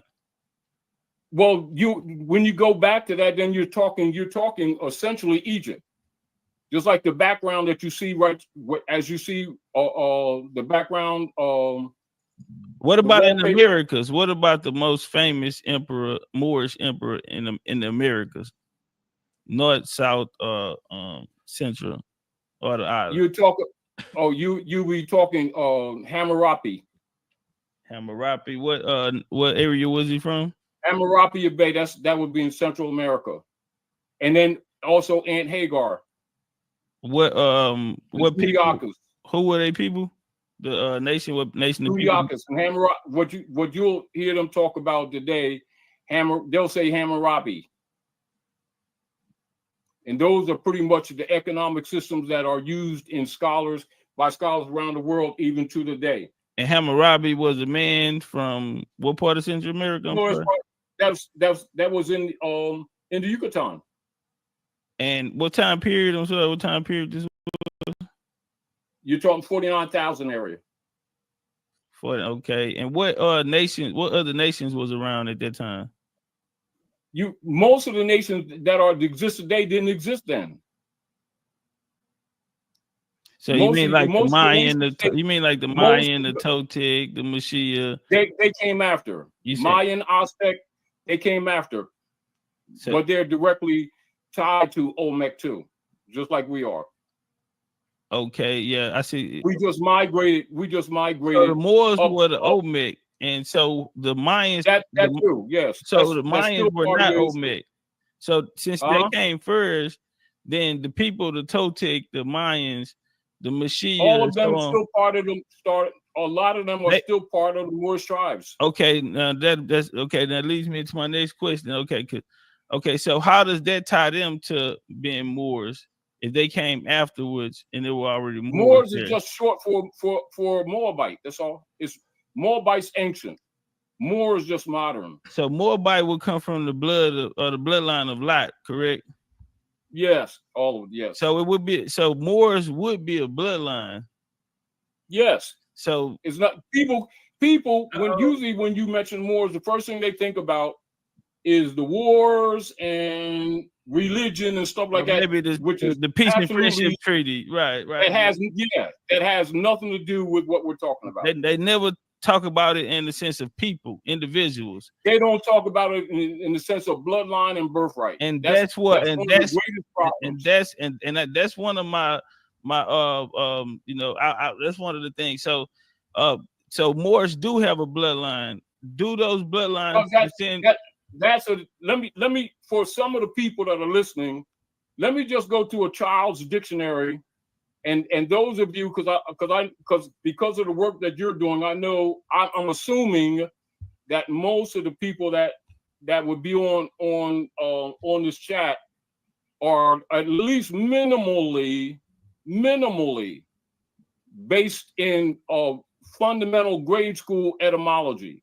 So let's just deal with grade school etymology. We're not even going to deal with scholar.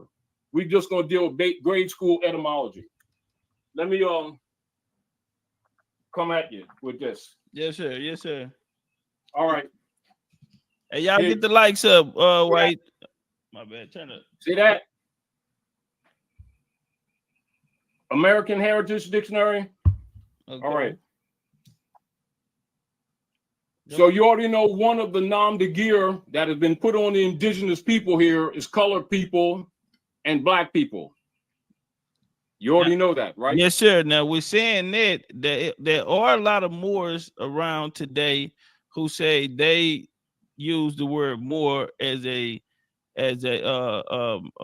way to they don't use it as a all right. Now let me intelligently reply to what you just said. Yeah, because they say they use it as a just a term of like black, another term of black, Negro. No, well, I'm hearing what you're saying, but I'm also so you are familiar with the Moors that do use it and say I use it as a descriptionary term. I'm absolutely aware of all of that. Okay, thank you, OJ. Clear it up for us. Yeah. All right. And so I'm coming from fundamental basic etymology. And for those who are in the chat, etymology is a basic grammatical reading skills for children, which most of our people don't possess because they've been miseducated. So we're not dealing with how people feel. We're not dealing with how people call bloodline or pedigree term because it's not a term. It's a bloodline pedigree. No different than, like, say, with most of our people who don't understand pedigree and bloodline. As an example, if you said Manchurian or Chinese, they would tell you, no, there's no such thing. They're light-skinned yellow people. And they would argue with you all day long that light-skinned yellow people is an identity. And so to try to reason with people who don't know how to read and will put their egos in front of reasoning, you could be talking with them for hours and they still wouldn't get it. So let's go to an ordinary dictionary, go to one of the nom de guerre that is applied to our people, that many of them, out of lack of information and lack of knowledge, have loosely accepted, to show them fundamentals. Here, if you get a clean shot, we're going to deal with the basic grade school grammatication of the word black that our people have been trained for generations is their identity. Black. And now you know the first thing that you go into when you deal with dealing with human interchange, i.e., which is identity, you would classify a pedigree or nativity, that from which you get the term native. Native comes from nativity, which means to be born, to be brought into life, etc. And from nativity, you get the word nationality and native. So the honor of heritability comes from nativity. Now, that would come under grammatication classification of noun or proper noun based on child's reading skills. So we're going to go simply from children's reading skills. Okay. So black, as you already know, right after black, and many of you can go to your dictionaries to follow along, black is an adjective, which means it's a description. If applied to humans, it would be referred to as a term and not an identity. Now, someone who could read would immediately know that it's a term based on its grammatical classification. Someone who doesn't know would accept that as an identification because they've been called that, not knowing that in law that makes such a person automatically a ward of the state because they would be declared incompetent or having the mentality of a minor, which would be classified as a minority. Such a person would not have any what you call heritability rights and would be generally referred to as a ward of the state. And as you already know yourself, this is one of the ways that the corporate states have been robbing our people. Correct. But let's go into the term black. So it's an adjective, and it's etymology for those of you, so you can do your further research. Write this down. It will be Bhel, B-H-E-L. And so you do your research on that, and you find it actually means pale colors, white spot. It has nothing to do with the pedigree of any people, although it's used pejoratively to tag people who have been conquered in the Western Hemisphere by the intruding or alien hybrid Europeans under the East India Company, style today as United States Corporation Company, that our people have been trained as a country when it's actually a private corporation registered in Austria. And many of them even, they tricked a lot of people with under Calhoun and the War Department, setting up the Bureau of Indian Affairs to get our people to agree to be that so they could claim jurisdiction on us. And as you already know, about 5 or 6 times they transferred jurisdiction without any so-called representatives from any of our tribes to even represent. They just make up stuff and throw it at us, and our people buy into it. Correct. So, anyway, so with that, hold on 1 second, OG. With that being said, so for people that are using more as a descriptive term, you say it's not a descriptive term. That's what I'm explaining. I'm explaining to you. But no, I just want to make it clear and get they're improper. They're improper. It's improper use. And for the record, as a descriptive term, it's improper use. And for the record, why would it be improper use? Because it's not a term; it's a pedigree. Okay, now dealing with the pedigree, with that pedigree, how will we be able to identify the Moors bloodline? How can you identify yourself if the people in the chat today, if they are Moorish through bloodline, through their pedigree, how do they identify that? All right, let me first, like I said, let me go from a dictionary to give you some basics. Yes, sir. So I'm giving you reference that everybody in the world knows. But you already know when we're having these kind of discussions, most of our people have been raised, as you already know, including me, all of us have been raised under animal husbandry. So the first thing that we're trained to do under animal husbandry is misclassify identities. As a matter of fact, identity as a principle of socialization is totally removed from our people. So as soon as you go into identity, they start using nom de guerre as identity and arguing the issue, which is part of what we're discussing right now, which is why I'm going to a child's dictionary to show you its misuse.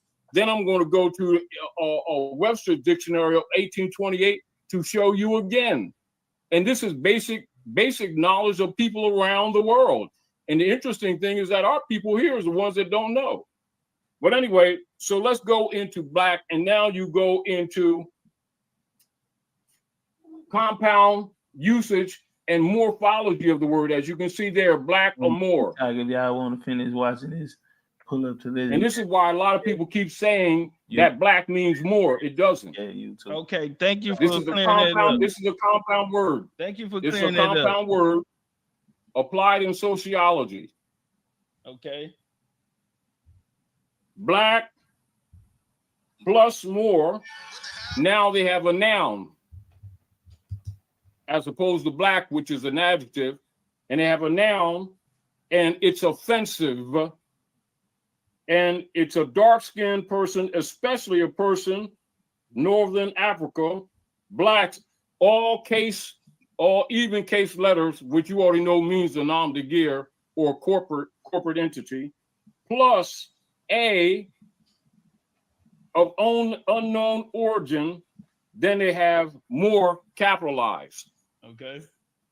Also Negro, etc. So the Moors, which is capitalized, that's the proper noun, have attached to it the adjective black, which is offensive. And of course, they used that in the early 1800s. Then later on, they took off Moor and they just used black. Now, so someone who can't read will see the all cap letters of black or all even case, and because they're not taught grammar, they think that is an identity because they attach that to Moor. But the real deal of it is the people called Negroes, blacks, Indians, etc., are actually Moors. But Moor is only a modern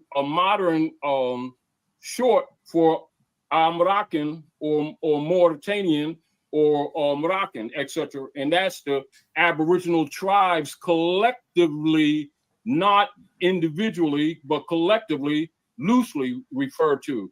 Now, as an example, years ago, when they were having the Million Woman March, I didn't get the likes of YouTube. and I was meeting with some of the officials in the Camden area because they were bringing some of the buses in. And one of the things I was trying to do with Pat and them, who were also dealing with those operations, I was trying to get them not to have to pay the taxes or the parking for the buses. Mm-hmm. And so I was using treaty law to remove that. And we had a meeting at the Circle Diner just at the base of Collingswood. And they gave us walkie-talkies and stuff like that. They had a meeting with the mayor, deputy mayor, the security for the police, the medical department and stuff like that. You know, just general logistics, etc. Right. So they parked the buses and stuff, and they didn't have to pay. But I used treaty, you know, to enforce that, etc. Can you share what treaty exactly it was? That was Treaty of Peace and Friendship. But it's not so much just that treaty, or also Treaty of Fort Hood, or any of the treaties, etc. Anybody who's indigenous can actually use any of the treaties, because that's what you. Well, we have to be bloodline related to that nation in order for that treaty to be recognized. As you already know, the deal of it is the issue of diversity, Article 3, Section 2. That would be enforcement of treaties. And here, this is what it would be. Here we go. And this is for those who are listening. So I'm going to give you an example. So I'm going to go into their obligations. Okay, so for clarity, their obligations. Okay, there's their obligation. I apologize. Go ahead.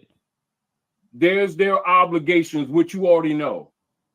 Now that obligation is AA 222141, which you already know is treaty enforcement.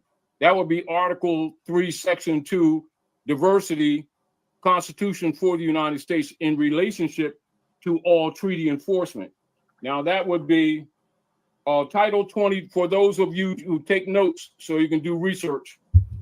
Title 22, Foreign Relations and Intercourse, that would be page 954. That would be Chapter 2, Consular Courts.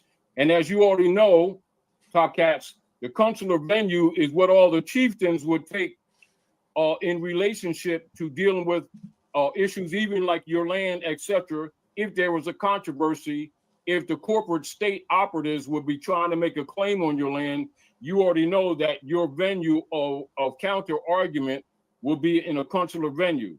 And that would be Section 141.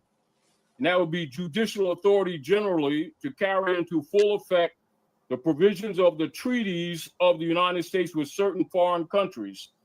For the ministers and consuls of the United States in China, Siam, Turkey, Morocco, Muscat, Abyssinia, Persia, and the territories formerly a part of the former Ottoman Empire, including Egypt, duly appointed to reside therein, shall, in addition to other powers and duties imposed upon them, respectively, by the provisions of such treaties, respectively, be invested with the judicial authority described in this chapter, which shall appertain to the office of minister and consul, and be a part of the duties belonging thereto, wherein, and so far as the same is allowed by treaty, and in accordance with the usages of the countries in their intercourse with the Franks emphasized, or other foreign Christian nations. And then you have your subcategory of laws and cases references, which if y'all can see it, you can screenshot right there and do research yourself. That's their obligation. So just for clarity, you don't have to be. That's your obligation to the treaties. Yes, sir. But for clarity, you don't have to be a part of the tribe necessarily, and you still can get it honored. Well, that's where arguments will be made. And as you already know, one of the tricks that they have done with us, the indigenous people here, is trick them into playing the civil rights game in order to take them outside the law, thinking that they were going to gain their rights through the civil rights 14th Amendment, when actually it's treaty obligation and constitution, not outside of that. 1866, right? Correct, 1866. And you already know one of the things with most of our people, they start arguing them venues and thinking that you're doing something contrary by enforcing the law, because that's what their obligation is. Their obligation is not to 14th Amendment corporate person, or what you call the sister QV trust operations of their stock market. Yeah, they use the 14th Amendment to actually take away the sovereignty. So if you exactly, it takes away the indigenous government in that area. Exactly. That's why they jurisdiction in that way. So that's why they presented it, and they did the same thing with the War Department, with the Bureau of Indian Affairs, to trick the people Then after the people agreed to that, they started taking all of our property and land, and then having not settlers Right. settle on a lot of our land on the other side of Mississippi, which you already know the traffic. With the Dawes Rose, then from that the Curtis Act came and really a lot. Then you had the Reorganization Act in the 1920s. Oh yeah, all that stuff. Yeah, exactly. Okay, so hold on, OG, one more thing before we get too far away from it. Yeah, go ahead. With the bloodline, with Moore being a pedigree. So when we go back to Moore, that's the bloodline. That's the bloodline operations of their even being able to trade on the land. Okay, then let me ask you this here: are you familiar? I'm pretty sure you're familiar with genealogy, the study of the tracing your ancestors through documentation. Yes. So is there a way that Moors can look into their genealogy and find this Moorish bloodline? What are some ways that they can? Yeah, they just simply loosely refer to us as they refer to us generally as he cooked or what you call Egypt, the original people. Okay, so in order to be a Moor, people would have to find. I'm hearing what you're saying. I'm hearing what you're saying, but it's like not. In order to be, we're just simply talking the bloodline of the people themselves. It's almost like saying you can't become what you already are. Right, correct. But I'm saying like you'll fall under status here. So like I can put on the screen right now records showing in the 1800s that my people were classified as Indian citizens.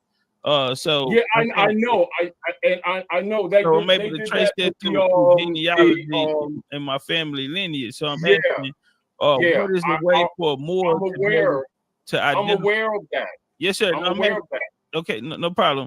My question would be, what is a way for more to look in his genealogy? Or would it say more next to it? And if they can't find more, what should they be looking for so they can know that if they're looking at people up on the census? One of the things that they did was made the political classification of Indian, and what they would do, or they would call that, they classify that as federal recognition.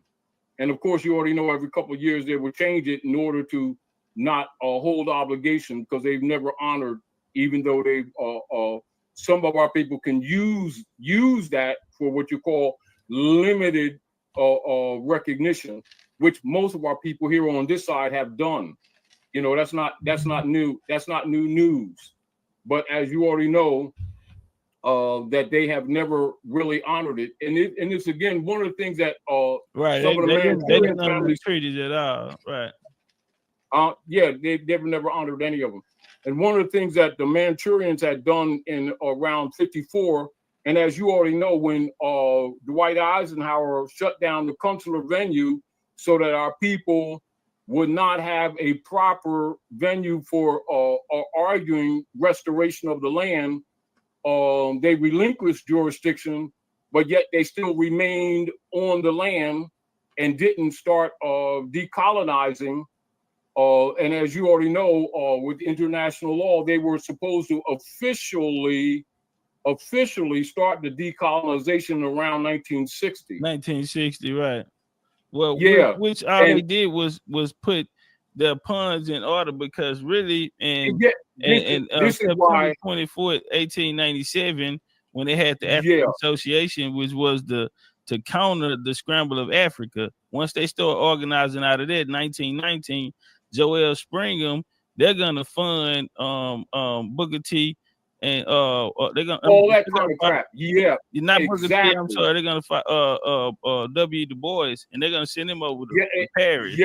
And then he's gonna go over there and stop those guys that were in World War I who were coming back complaining about the discrimination.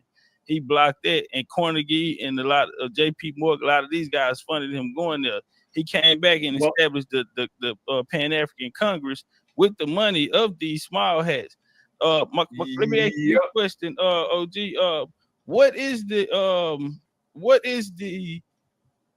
Is there a I'm sorry, let me get the question. Do Moors have a relationship with Islam? If so, what is the relationship? With who? With Islam. Islam is just part of the the ancient Coptic creed, and is actually a break-off. But that was mainly one of the major parts of religious culture that was part of the people. That's all. Okay. But the religion itself was only used from a point of view of claiming rights, etc. Okay, but they have, like, as you already know, what, 3 or 4 different sects. Correct. And with those, that has nothing to do with bloodline pedigree. Okay. Now I'm gonna tell you the reason why I asked, because to my knowledge and me looking into it, those sectors of Berber tribes, whether it be the Umayyads or these different Umayyads, yeah. Correct. They're gonna break out of after the Prophet Muhammad's death. Okay, after the Prophet Muhammad's death, you're gonna have 2 sectors because they want to know who's gonna take power. Now, arguing on that. He's gonna debates they had on the other side. Yeah, right. You're gonna have Abu Bakr, and then you're gonna have Ali, his cousin. His family felt as though they should take power. This is gonna start now. These tribes, I see a bloodline.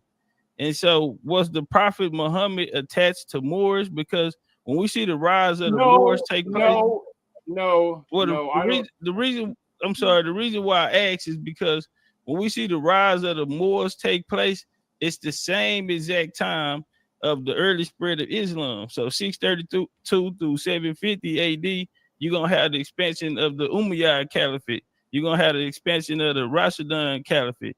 You're gonna even the expansion that took place under Muhammad. You're gonna have these expansions. Now, these armies that fought alongside of him are going to be the people who are going to want the power after his death. And through the spread of Islam, we see caliphates and these Berbers and these people in history that would be known as Moors. And so I want to ask you what you thought about that information. No, those are because actually when they refer to the Moors during those periods, there were actually multiple tribes that's collectively referred to as Moors. When you look at the war records, you'd have Bantu, Mandika, etc. from the west, even up into what you call Sinda or what you call Egypt. This is why, like, when you're doing research into Sinda and the trade routes, etc., they refer to them as Mohammedans, but today they refer to them as Hindustani, Hindi, Hindus, etc. Also, collectively, when they would look at the projections and the migrations, they collectively refer to them as Moors, but they were actually multiple tribes. Always have been. Correct. So that's so how do we find the bloodline or the pedigree? Wouldn't the Moorish pedigree come through the Berber line? They would just even through the Prophet Muhammad line? Well, we ain't talking about Prophet Muhammad. That's a well, you brought up Muhammad, and you brought up that they were referred they would refer to that mainly because that was a name that was commonly used in Moorish history. But that was because Muhammad, they were protectors of people that fought alongside with Muhammad, with the Prophet, correct? That's why some of them were, invasion. Yeah, Muhammad led invasions. That's Abu Bakr. He fought on his side against the will of his own people. So that's why I think more. Yes, even right now, you know, even on this side with Geronimo and others, you know, that we've known that's been compromised. One of the things that has been part of our history has been the tribes fighting each other, which is part of how the hybrid Europeans was able to take over. Now, OG, I have a question right here. All melanated or quote unquote dark-skinned people in Europe. See, they would. Let me interject. That's for lack of a better word, right? People that's why like us in Europe. See, one of the things that I've always tried to do to be honorable is for people to stop being condescending about themselves or speaking of ourselves in third person. well, you know, the skin people with the dark melanated. Well, I no, call them they're black more. Europeans. I'll just be realist. I just asked the question straight You up. know, Black it's sort of like Europeans, well, all black that European sense of nations. self-hatred. Those terms come from our people that hate themselves so much they don't want to acknowledge their pedigree. I understand that. Well, I agree because I identify with my nation, so that's why I always start out with saying I'm a coinciding. Yeah, well, in other words, like, and this is another reason why I'm appreciating you with a lot of our people, because your ID cards would indicate your nation, and you'll be transacting your business in your nation state, and you would not be obligated to the IRS and the other things. And I respect that you're teaching that to the people, which is one of the reasons why I came on here. Yes, you know, yes, because sir. that's what we do. You Yes, know, sir. but Much other respect. people will sit around and talk about what their beliefs are, which is irrelevant to the estate, the lost estate, or the issue of our people under occupation, or the efforts put forth for the restoration of our lost estate, and the issue of decolonization, which is basically what all of our people should be talking about. Correct. Let me ask you this question: Did Pan-Africanism make everyone? Pan-Africanism is bullshit, and you know it, and I know yes, it. Yes, sir, I do. But it's a question. Okay, so the European nations that had melanated people in them, would all melanated people out of Europe because they took over? Because remember, no, I'm asking all Europeans, here. France, Germany, will they all be considered Moors? Let's put things in context. Okay. Our people here need to understand that the hybrid Europeans took over Iberia, and the Iberian jurisdictions are promoted as European history absent of Iberia, except when they're doing their secret societies in masonry, etc. And they do their tours and stuff, then they'll talk about Iberia, but they know that when you say Iberia, you're talking about Nefertiti's bloodline, i.e. the Moors. So you'll see all the secret societies, whether they're Eastern Stars, Daughters of the American Revolution, of which Hillary Clinton is a part, Masons, they'll all wear the Moorish fez as a crown of conquest, which is a token of conquest. That's why you see all secret societies, whether they're Asiatics or Europeans, wear the Moorish fez, and the people keep pretending our people are black, because they are considered what they refer to as Constantine's Christian property, etc. And of course, they will always use the black codes, etc. Now, let me show you here, even here with y'all can take a screenshot. Let me try to see if y'all can see that. And so these are the nom de guerre of their Christian property. Executive Order 11490, and this was made public contrary to intent, because basically this was top secret information. And this is just a synopsis, and I know that you have this, and most scholars have this anyway. Provided for by Executive Order 11490, October the 19th, 1969. This executive order was authorized October of 1969 to counteract the minority, and that's emphasized, as you see right there, blacks, comma, Indians, comma, Latinos, comma, Puerto Ricans, and poor whites in their rise from up under the depression and powers that be. And this executive order also deals with the Rex 84 plan concentration camps.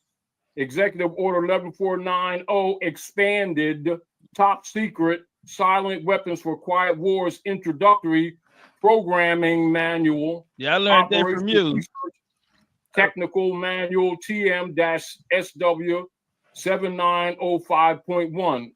All those persons listed there are the nom de guerre that they use against the indigenous people to divide them against each other, and also to govern us. And as you were saying earlier, this is why they set them guys up in the civil rights whole program, which is under the 14th Amendment, to divert us from constitutional and treaty enforcement, which is what them same guys should have been arguing. And like you said earlier, we've been much further ahead if these people, instead of compromising, which is typical among our people, enforcing the law and their obligations, etc., relative to treaty enforcement, instead of diverting our issues of marching and praying without telling these people that their own land. And one of the things that the chat have a question. Now this might be a tough one. Did the Moors, is it true that the Moors enslaved West Africans after leaving the Iberian Peninsula, going into Ghana and enslaving the West Africans? Well, the different tribes were enslaving each other. That has been part of Asiatic African history. That's been part of our problem. So is it safe to say that the sub-Saharan, just like here, you had many of the Moorish tribes here enslaving each other. So is it safe to say that the sub-Saharan African slave trade actually was? Well, when they talk about the African slave trade, you got to talk about both sides because they was doing it here. This is one of the major reasons why the Europeans was able to take over. But we're going chronology order. So because this one happened first, for as the Moors going into Ghana, since that one happened first, did and hold on, let me get who went in there. It was actually Abu Bakari ibn Umar. Abu Bakr. Yeah, Bakari. Correct. Yeah. He went in and forced the conqueror of the Ghana Empire. So my question would be this here: did the Moors take part in the because you had the Dom Diversa, which was in 1452, and Portugal went to Sierra Leone. The Pope of Rome. That was because remember those were the bullers against the Moors. Yeah. Well, they did. Well, Portugal, because Portugal fought against the Moors in Seta. They fought against the Moors in Morocco, Algeria. Alfonso actually defeated the Moors at that time. But that's when they were able to come in full force to the west.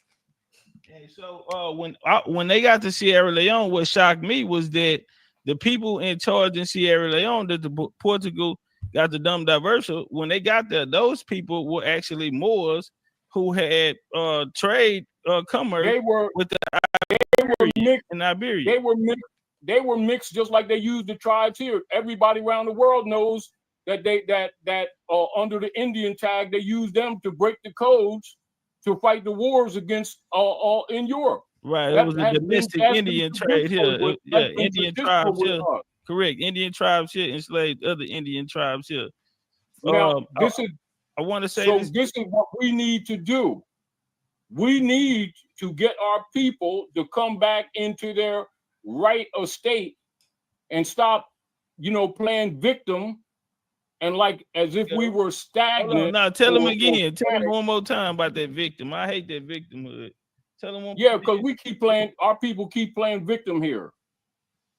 When actually much of our fall has to do with our own disingenuousness.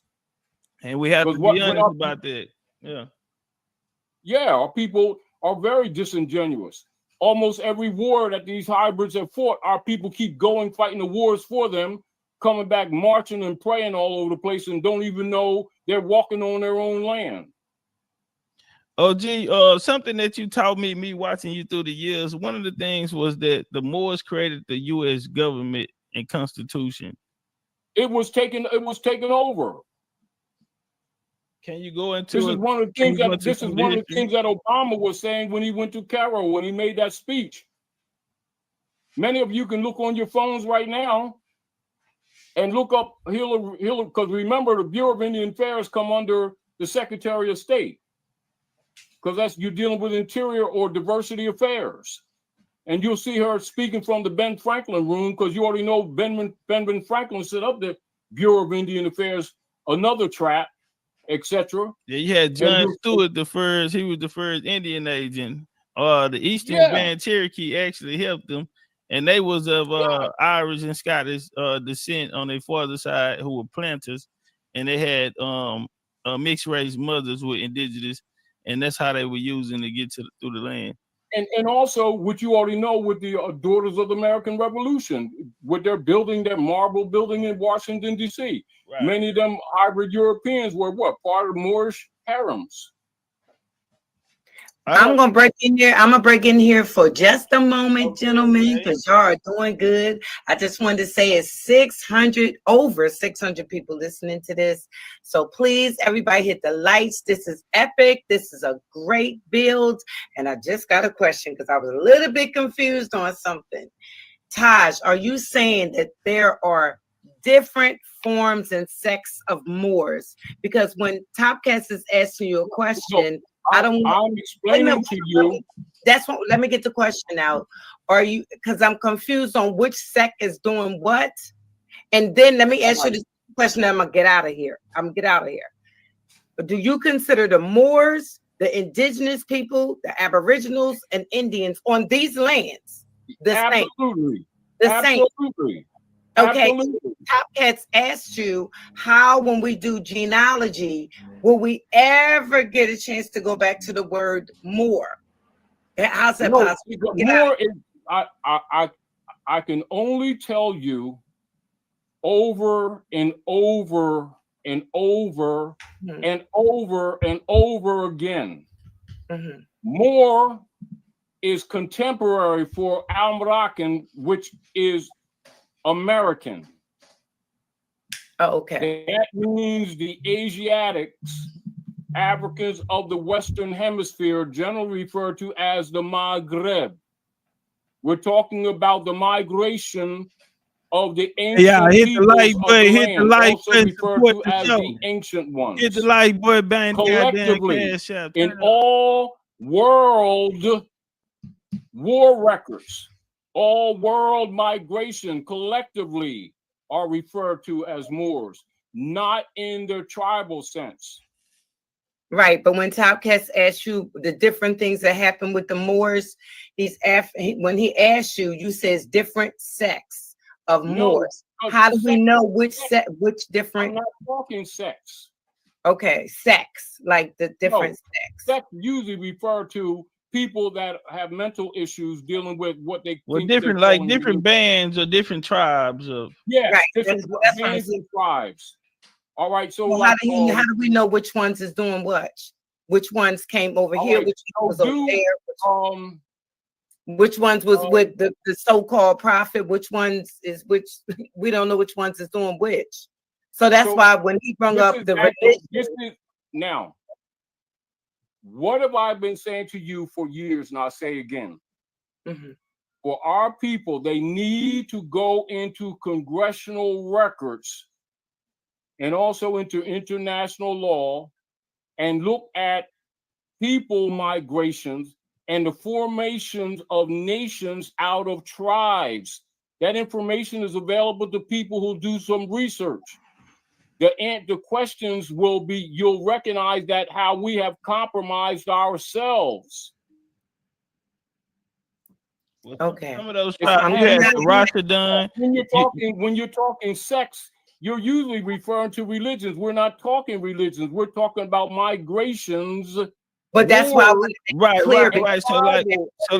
So for example, you had the Rashidun, that's who Abu Kara was fighting with. You also had the Lamtunas. You also had the Almoravids. You had the Almohads.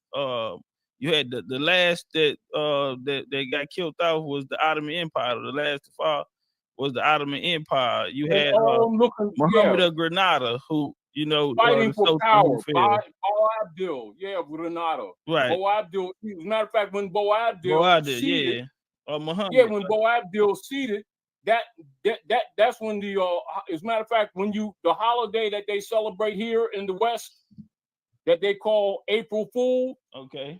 That's when under the treaties they were letting some of the women and children so-called leave safely, and then they put them on the ships and burnt those ships. That's where you get the term April Fool, that our people worship here and don't even know they burnt up Moorish and women and children on them ships because they don't know the history and they don't know the connection to the political formations operating in both Iberia, Asia, and America. Because yes, sir, Elder. I think the question, since we know about these other tribes, the Almor, the Almahad, we keep looking at things too separate. That's one of our but I'm problems. saying we want to be more direct. We operate from a schismatic mind. Yes, sir. For example, like you can tell us that you're from the Anio Wheel, and then you spoke of I think it was Mohawk. Like you know that those, yeah, well, we call generally we just say Cherokee, but you already know it's okay, I have it on my mother's side. So see, we can identify with that. If a person was to say I'm a Moor, then since they do have different Moorish tribes, how can they tie themselves to any one of those tribes? No different than if you look under the Manchurians, right? You look at Sichuan, you look at the different tribes, but they're all what you call Manchurian or Chinese. And it's hard, you know, it's sort of like our people. No, for the Moors, generally don't know Moors out there who are looking into their genealogy and they want to know that they connect to one of these Moorish tribes or Berbers or Caliphates. What advice do you have them for a genealogy? Is it surnames that are coming? This is what I present to everyone. Because basically at the root of our conversation, we're talking about the restoration of the estate, the lost estate, and the restructuring or recollection of our families, which have been broken up. And so when you go into the international records, the last legal name of the collective tribes of the people of the Maghreb on both sides is Moor. That's documented, has nothing to do with anything else. If you see people here that have been tagged under Nam de Gir, known documented Nam de Gir, Indian, Black, Negro, Puerto Rican, Borican, etc., West Indies are all Moors in international law. Those are subdivisional, both territories, and then your subdivisional Bantu and Mandinka tribes. Okay. OG was saying that. Why don't we see the word Moor in the Constitution, and why don't we find Moor on the census records as a classification? Oh, you start looking it up into the treaty law, you see it. As far as the Constitution, it's not a secret. For those who are listening to the chat, go on your phones when we finish and go to Barack H. Obama speaking on the political operations of the Western Hemisphere at Cairo. And he's giving you some keys right there. It's not a secret, it's that our people hate themselves so much, they try to be everything but who they are. That's all. It's no big deal. I understand it. Right. Yes, sir. Our people are fratricidally self-hating. This is why you can't reason with them. Another question from the chat. What is Moorish culture in the sense of Moorish music and food culture? Say it again. The last part. What is Moorish culture and what is Moorish food culture and music culture, and how do we identify that? Music and food. The diet. And food, yes, sir. Mostly maize, or what you call corn, stuff like that, fish. And people loosely who don't know all the culture will loosely, because you already know Jay is not in the language, they'll say generally we have what you call Jesus diet. What you already know is Yashir. Okay. Did the Moors build mounds or pyramids? If so, which all along the Red River Passway of the Nile of the West, which we call they say Mississippi was actually like a Z, Mississippi. We're the mound builders too, and go beyond that. Is it a reason why we've never heard Moors? Now we heard them get credit for Moors, particularly since the Knights of Columbus Ku Klux Klan Convention, Philadelphia, 1854, and to 1863, the suppression of all Moorish history in the universities, schools, churches, etc. You'll find that in the documented records of the house journals. It's no secret. Okay. That's called, they refer to that loosely, they refer to that as the Great Masonic Secret. Okay, now are you right on time? Because I was just about to go into the Masonic. Is That's more why you see, is more. That's why you see all the people that they put up, like Martin, whose real name is Michael, Jesse, and all the rest of them are Masons. Right. So my question would be is because I remember a guy that used to be with you all the time, Abdullah Bey. Is Moorish science the origin of Freemasonry? If so, which landmass did it originate that has nothing to do. No, it's totally not related. But you know Abdullah Bey did a build on it, right? I don't know if you guys are still friends. He's a great etymologist, one of the best etymologists. Okay, but you didn't agree with him on that point. Okay, now no, I think a lot of times people hear what they want to hear, and they take what they want to hear, and they don't listen to things in context. Okay. Did the Moors leave white people as custodians to Moorish science? No, white people, Moors are white people. Well, to pale skins. Did Moors that's different than you talk about European hybrids. No different. Even in the nature of what you're discussing right now, one of the problems with our people, even probably a lot of people in the chat, because they're under the animal husbandry training, they think black and white are identities. Well, I'm sorry. I want to say this, OG, I apologize, but Abdullah also taught that as well. And so that's why I had those questions down. So he also, Abdullah, on the Eastern Star video he did on Sinetta channel, Wake Up Your about the Eastern Stars, he stated that Moors left the pale skins as the custodians to the Moorish science, and they betrayed them. They ended up betraying the Moors. This is where you'll see with the popes of Rome, when they were dealing with the Templars, because around 1857, many of the Knights Templars came over here to the Maghreb, and they blended into the Masonic orders. When in fact, this is where you have a lot of those operations. And then, of course, you already know are you speaking about in the Philadelphia area? Yes, that's why so much history is at Philadelphia. Yeah, because that's why they have the mummers prayed at Philadelphia, and this is one of the reasons. Like they'll have when they Winona, when they murdered Winona in around 1902. That's about the same time when the Rockefellers set up the animal husbandry training under the Board of Education, 1902.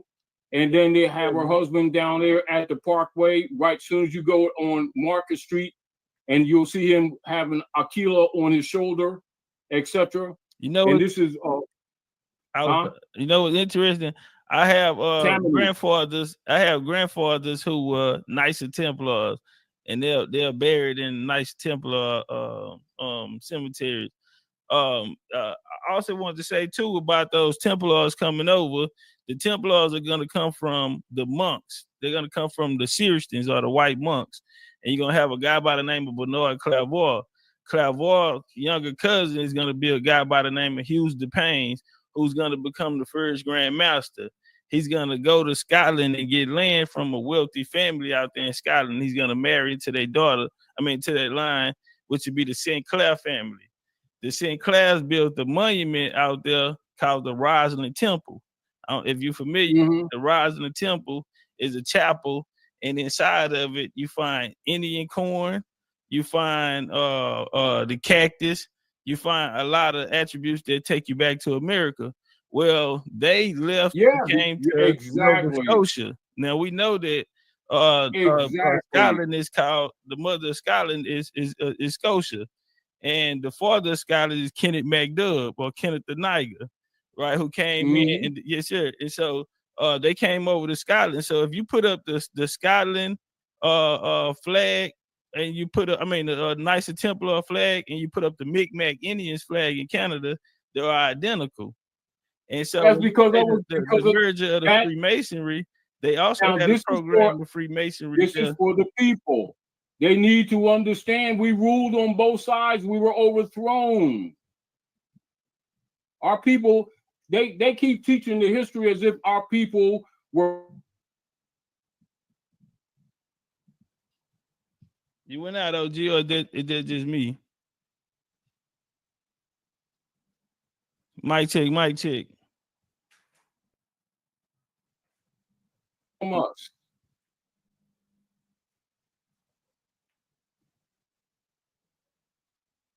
Mic check, mic check. Is it me? Can y'all hear me?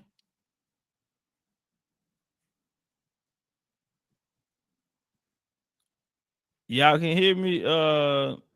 We can. I'm sorry. I can't hear you. Y'all can hear me though? We can hear. Okay, we can hear. Okay, thank you. I apologize. Okay, my question would be is Morocco America? Now this is a famous one that's been going around for a long time. Yes, it's called the Maghreb. That's also included in your great Masonic secret. That's why you see all secret societies, whether they're Asiatic or European, wear the Moorish fez. And anywhere on the planet where you graduate, they give you what is called a mortar board. And that cap you'll see is likely like a kufi, and you'll have 4 squares standing in a pyramidal stitch shape with the finial, which represents the umbilical cord, the ball of mud called Earth, the degrees of the moon dancing around the sun, and the Earth dancing around the sun, dealing with your bicameral degrees, which is what those tassels are. And they all wear that around the world, symbolizing the conquest of the Canaanite Moabites, who are divided against each other, who hate each other. And therefore, the hybrid European in 1854 took on the title white, which is the noble sovereign of the land, from us. And we sit around arguing our tribal schisms that we adopted from the hybrid Europeans hating each other. That's why we're the only people that sit around, grown-ups with diapers, thinking that human beings are crayons, light-skinned, orange-skinned, purple people, and don't matter what color you are, and melanated rather than recognizing their bloodline. And all these people are held as wards of the corporate state under wardship tenures. And this is what we're trying to work out, to get our people out of their feelings and out of their egos and come together and recognize our obligation to ourselves, our bloodline, and restore our lost estate, correcting our status, because it cannot be done under nom de guerre. So if the people don't understand how we got to where we are, we're not going to get out of this mess. And this is the major reason why most of our people keep arguing the split up, divided tribal games, rather than recognizing the last lawful name of which world treaties were made to bring these people back into order.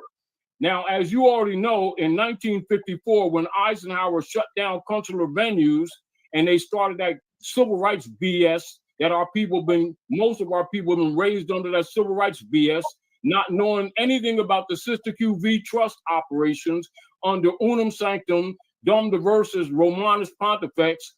And most of us are coming from that mentality. And even still calling that hybrid European white man, which means sovereign, they don't even know that we are the white people. And they're arguing about what color they are because they don't know jurisprudence. And I say this, all these scholars that keep on talking about or pretending to love our people need to teach our people the law and history together and get our people out of their feelings and start accepting and forgiving ourselves for our own treachery among ourselves and start fixing this mess with facts and reality.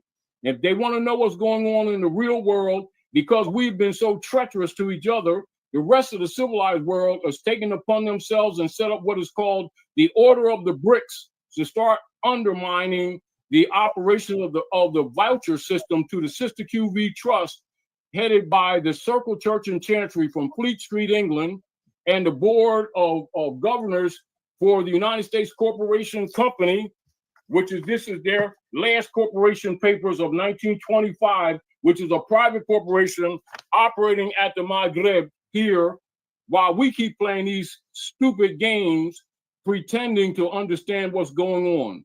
My issue with all of us is that we need to start studying congressional records. We need to start studying the operation of international law, the Lieber Code, why it's in place, why they murdered Lincoln to overthrow the Republic, to put our people into servitude on their own land, why Eisenhower shut down consular courts in '54 and relinquished jurisdiction, and why they're not teaching our people to enforce treaty law, Article 3, Section 2, diversity, etc. And they stay away from that because what we end up doing is keep having emotional conversations and no remedies.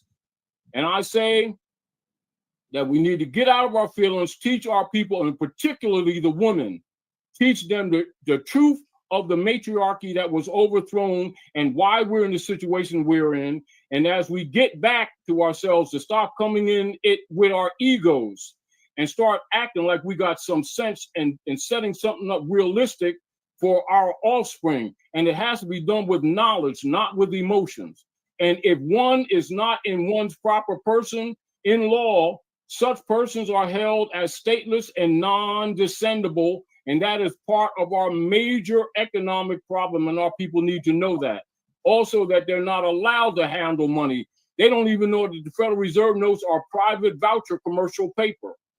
And they got our people busting their butt, not even knowing that they're taxed under Dum Diversas and Romanus Pontifex. And that is the operations of the U.S. corporation. This is what Obama was trying to set before the people when he made that speech in Cairo. And he even showed them the flag. And our people still kind of trying to play these black Negro melanated games. And we need to get our people into knowledge.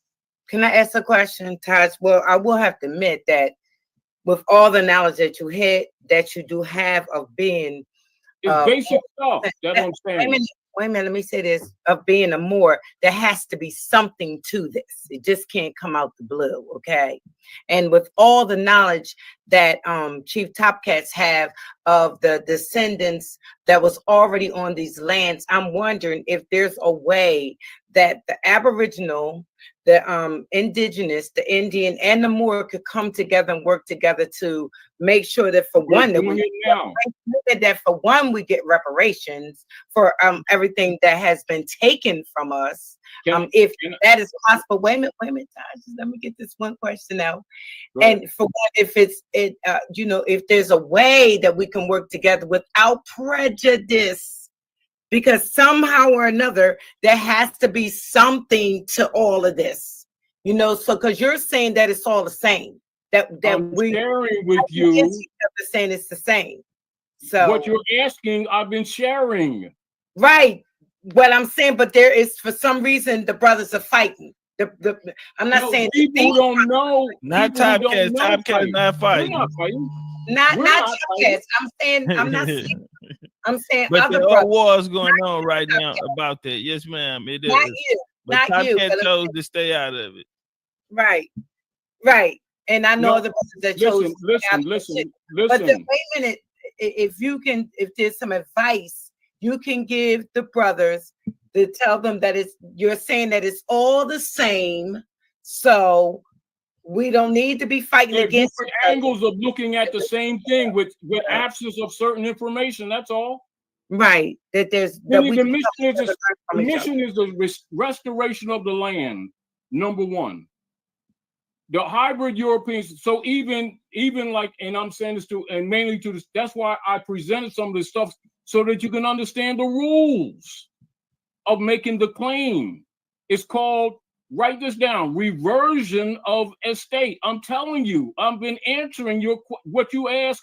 I've been answering it. You haven't recognized it. I do. That's what I'm saying. I just want you to. It's like this. If you're talking international issues of diversity, And the people don't recognize in that our conversation is of diversity. It already is. But if the people don't understand that in law, it makes them incompetent. This is why I'm bringing up certain things to make them aware of things they haven't been taught. It's like someone asking about engineering, and you're talking engineering and they keep talking about sandwiches because they don't understand that you're talking engineering already. When I went into treaty enforcement, that's the foundation. That's where all the circles of the mothers and the shakuns, before Calhoun set up the affairs in the Department of War. That's what the foundation of your meeting should be on. It ain't nothing new. It's that we keep looking at other things. We keep allowing them to control the narrative, which is diverted from what you really should be talking about. Well, OG, can I ask you this here?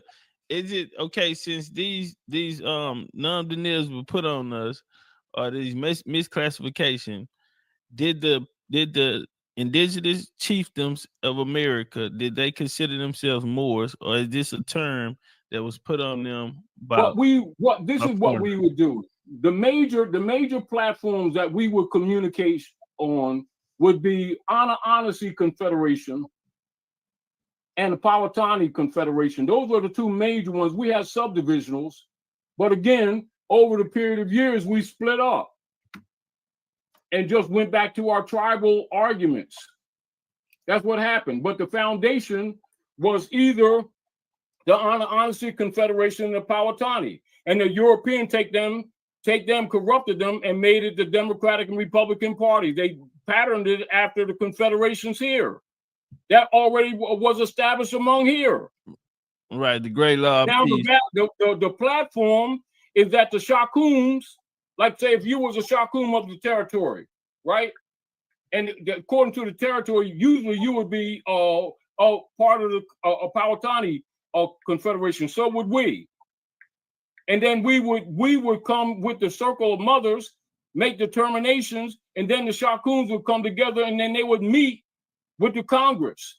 But instead, they let the hybrid European make all the decisions, and all they do is accept whatever these Europeans say. That's why they kept changing affairs, etc. And then they, just like they did with some of our people under the black codes, make up civil rights and then make our people things without our people even participating, which you already know when they did the Assistance Act and the act with the so-called education and stuff like that.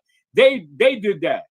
But if I was to be honest, I see I don't see a takeover, the takeover for the formation of the United States. What I see is a plan that was enacted during the French and Indian War. Now, right before the French and Indian War, or the 7-Year War, the First World War, you're gonna have an a amalgamation of different nations come together. That's why they always would marry into us, or right. Mainly they would marry into us to make a claim on the land, because you already know it's a matriarchy. Right, but the people that were in charge were actually indigenous people, and so what they did was they were, you had slave raiding nations. So like if you had the Cherokee is a branch of the Iroquois. So they're gonna go down.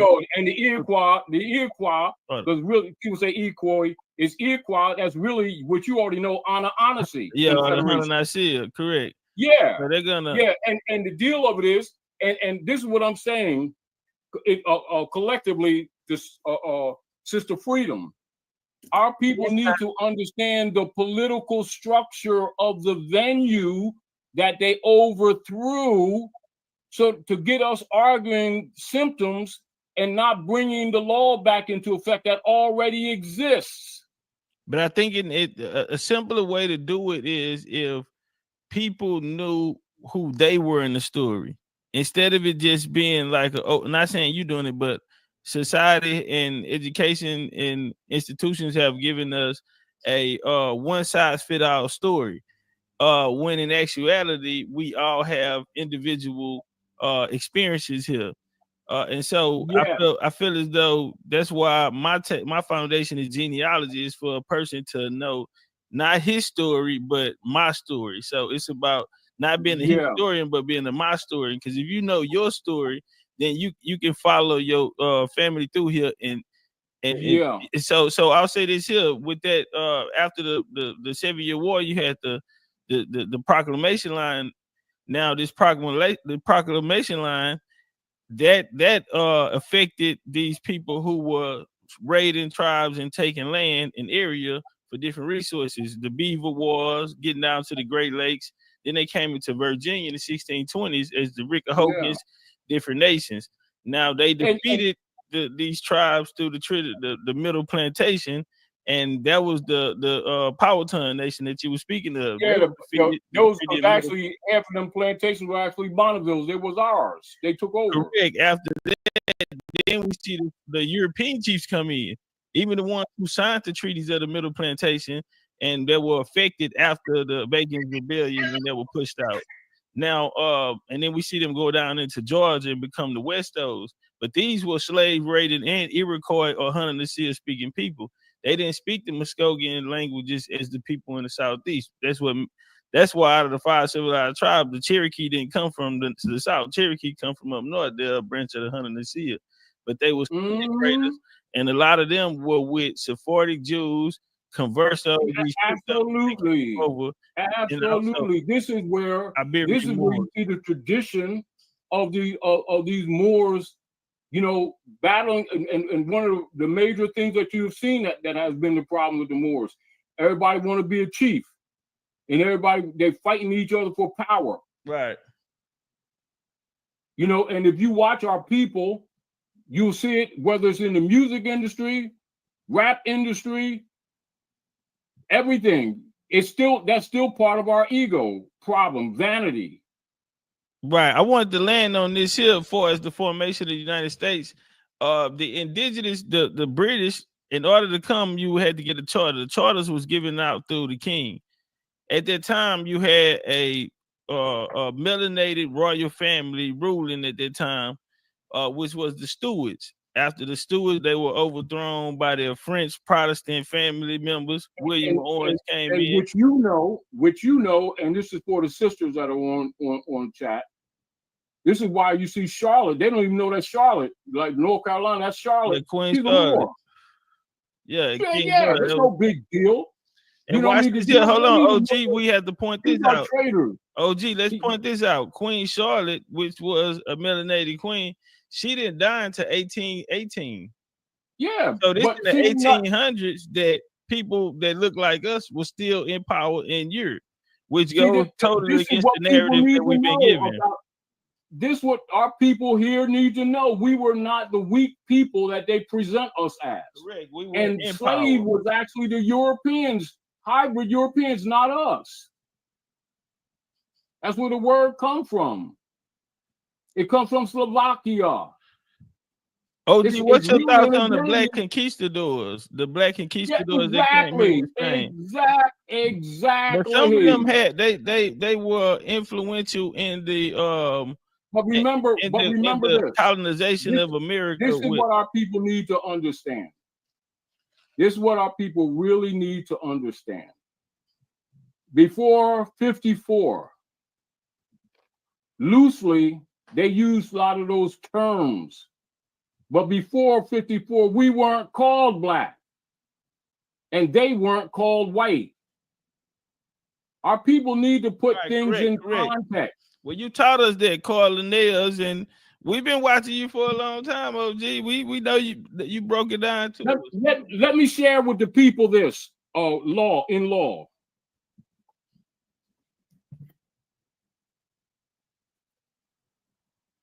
Yeah, you broke down the colonial, the taxonomy, all of that. Been doing it for a long time. And this is part of our problems. And I'm speaking to you mainly because of your position, because whether you chose it or not, you were on assignment. You were born to do what you're doing now. And the real deal of it is, you already know, according to the culture, you're born into the position. It's not given to you. It is recognized when people start studying you and you start displaying those warrior energies, then your shakun position is assigned to you by the mothers. You already know that. That's the culture. But you also know that we got away from that. That's, again, part of our problem. But we got into this men and women competing with each other under the black codes set up by the French, which our people practice to this very day, which is another reason why our families are broken up. And our people don't even know they're being engineered. But anyway, let me share this with you. This is the 4th edition.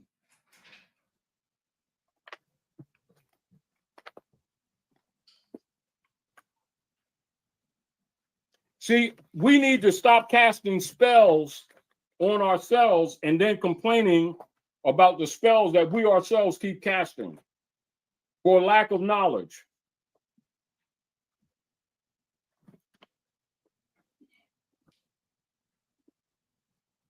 Law, ancient and modern. Repeat. Jurisprudence. Law, ancient and modern. Meaning this ain't nothing new, but you need to know what was done to you. Free white persons. Free white persons referred to in the Naturalization Act as amended July the 14th, 1870. So write that date down so that you can do some research for yourselves. So 1870, that's after the convention at Philadelphia with the Knights of Columbus, Ku Klux Klan. This is when they started taking on your title that belonged to you. Naturalization Act 1870 has meaning naturally given to it when first used in one statute 103C3, meaning all persons belonging to the European races, then commonly counted as white, and their descendants, including such descendants of other countries in which they have immigrated. They're the immigrants. Understand that. Get that very clear. Free white persons includes all European Jews, more or less intermixed with the peoples of Celtic, Scandinavian, Teutonic, Iberian, Latin, Greek, and Slavic descent. Free white persons includes Magyars, Lapps, and Finns, and the Basque and Albanians. It includes the mixed Latin, Celtic, Iberian, and Moorish inhabitants of Spain and Portugal, the mixed Greek, Latin, Phoenicians, and North Africans inhabitants of Sicily, and the mixed Slav and Tartar inhabitants of South Russia. Free white persons does not mean Caucasian race. Repeat. Free white persons does not mean Caucasian race, Aryan race, or Indo-European races, nor the mixed Indo-European, Dravidian, Semitic, or Mongolian peoples who inhabit Persia. A Syrian of Asiatic birth and descent will not be entitled to become a naturalized citizen of the United States as being a free white person. And here's your multiple law case you can research. So our people, when they call that hybrid European white man, they just call him sovereign of the land, not knowing that we're the white people. It's a status term. It's not an identity. Correct. It's a status term. And as long as our people keep agreeing to the nom de guerre that was created by them, you give jurisdiction to them, which is why they use the nom de guerre to make our people non-inheritable to their own land. You need to understand it's social engineering. We need to counter it with knowledge, not emotion. I yield the floor. Ladies, y'all have some questions? I have a question. Hey guys, hey ladies, hi Top, hi Taj. How you doing? Good evening, guys. I have a question. Before we get too far, you know, so since we're on a panel, you gentlemen are on a panel with ladies or what have you, and I would love to hear, what do you think the role of women should be in this present day moving forward? You need the sisters need to learn the culture and the matriarchy outside of the ego crap that they've been teaching us culturally to compete with your sons, which is us, and create all this division and get our women to stop thinking that they should be 304s and get back to nature and reorganize our families harmonically and recognize that we've all been engineered to break up our families under unum sanctum and dum diversus, and that the way we've been living is not according to our culture. It's according to social engineering called animal husbandry, which was set up in 1904 after they murdered Winona at Philadelphia. And when you get off, I would suggest you go on your phone, look at the philosophy page of the General Education Board, and you'll know part of why we all messed up right now, thinking that we've been educated. For starters, the sisters need to do that.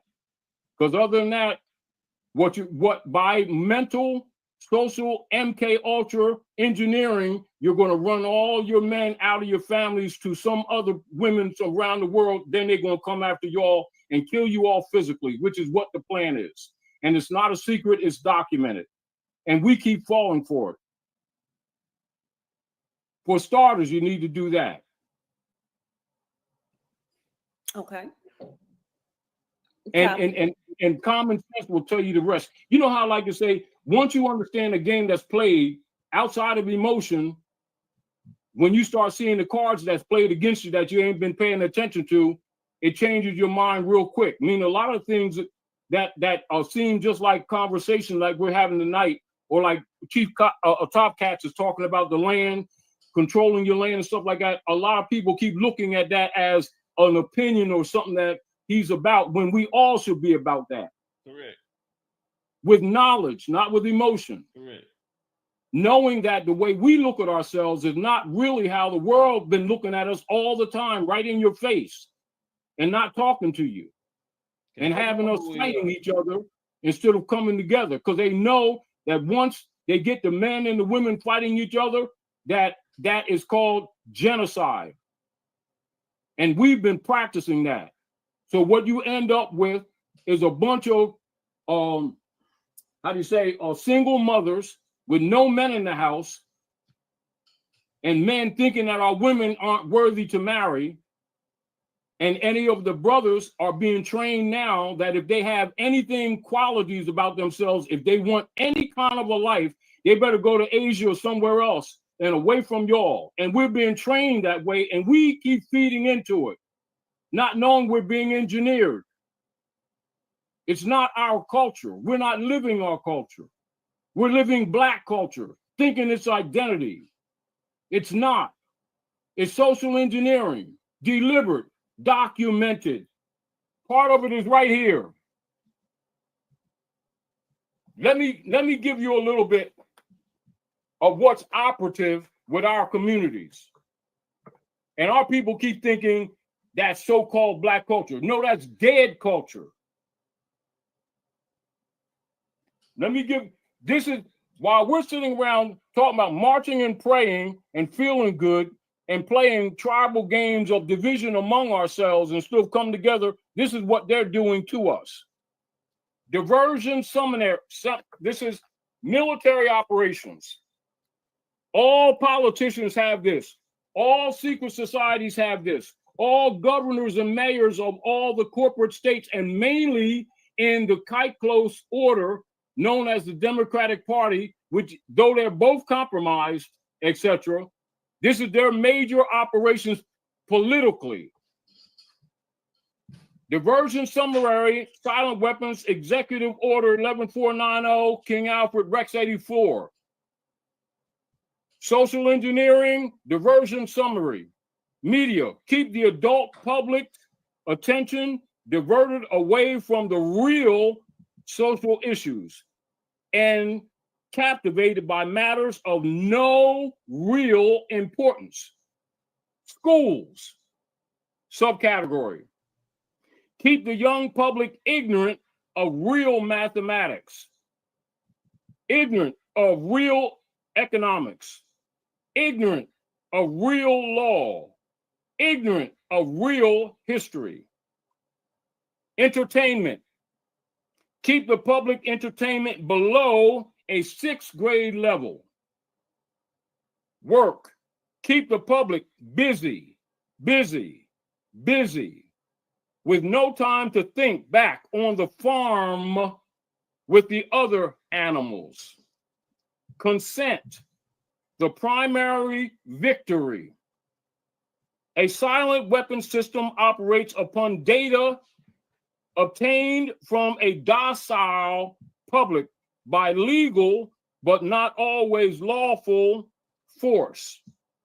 Much information is made available to silent weapon systems programmers through the Internal Revenue Service, and see the studies in structure of the American economy for the IRS source list.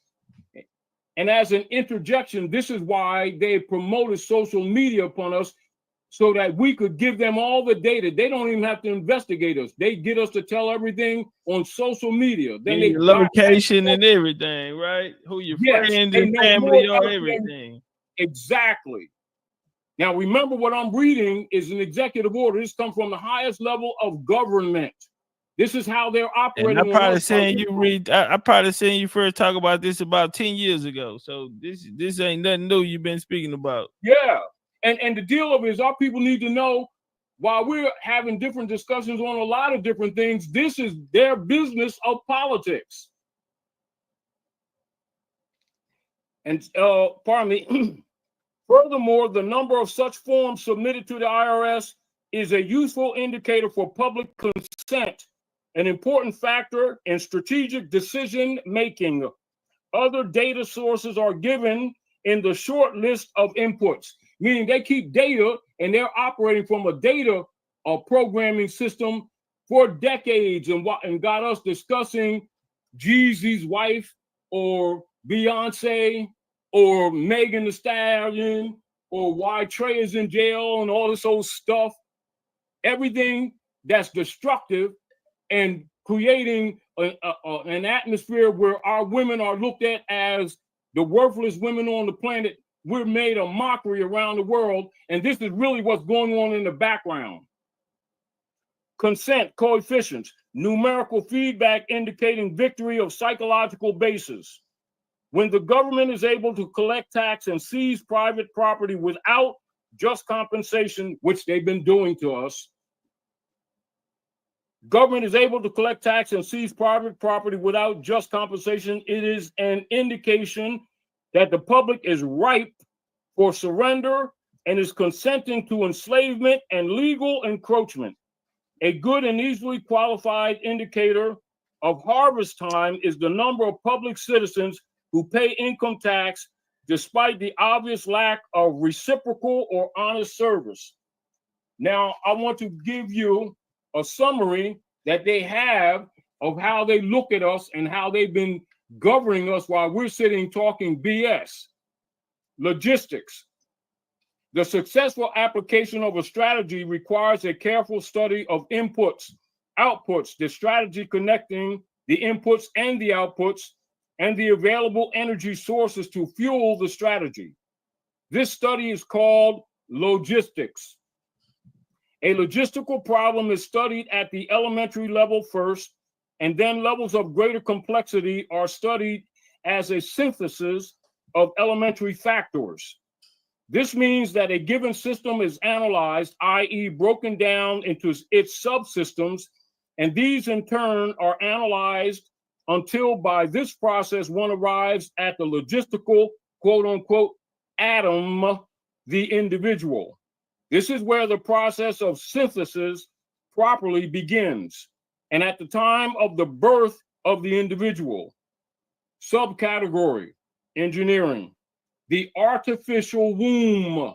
The artificial womb. From the time a person leaves its mother's womb, its every effort is directed towards building, maintaining, and withdrawing into artificial wombs the various sorts of substitute protective devices or shells.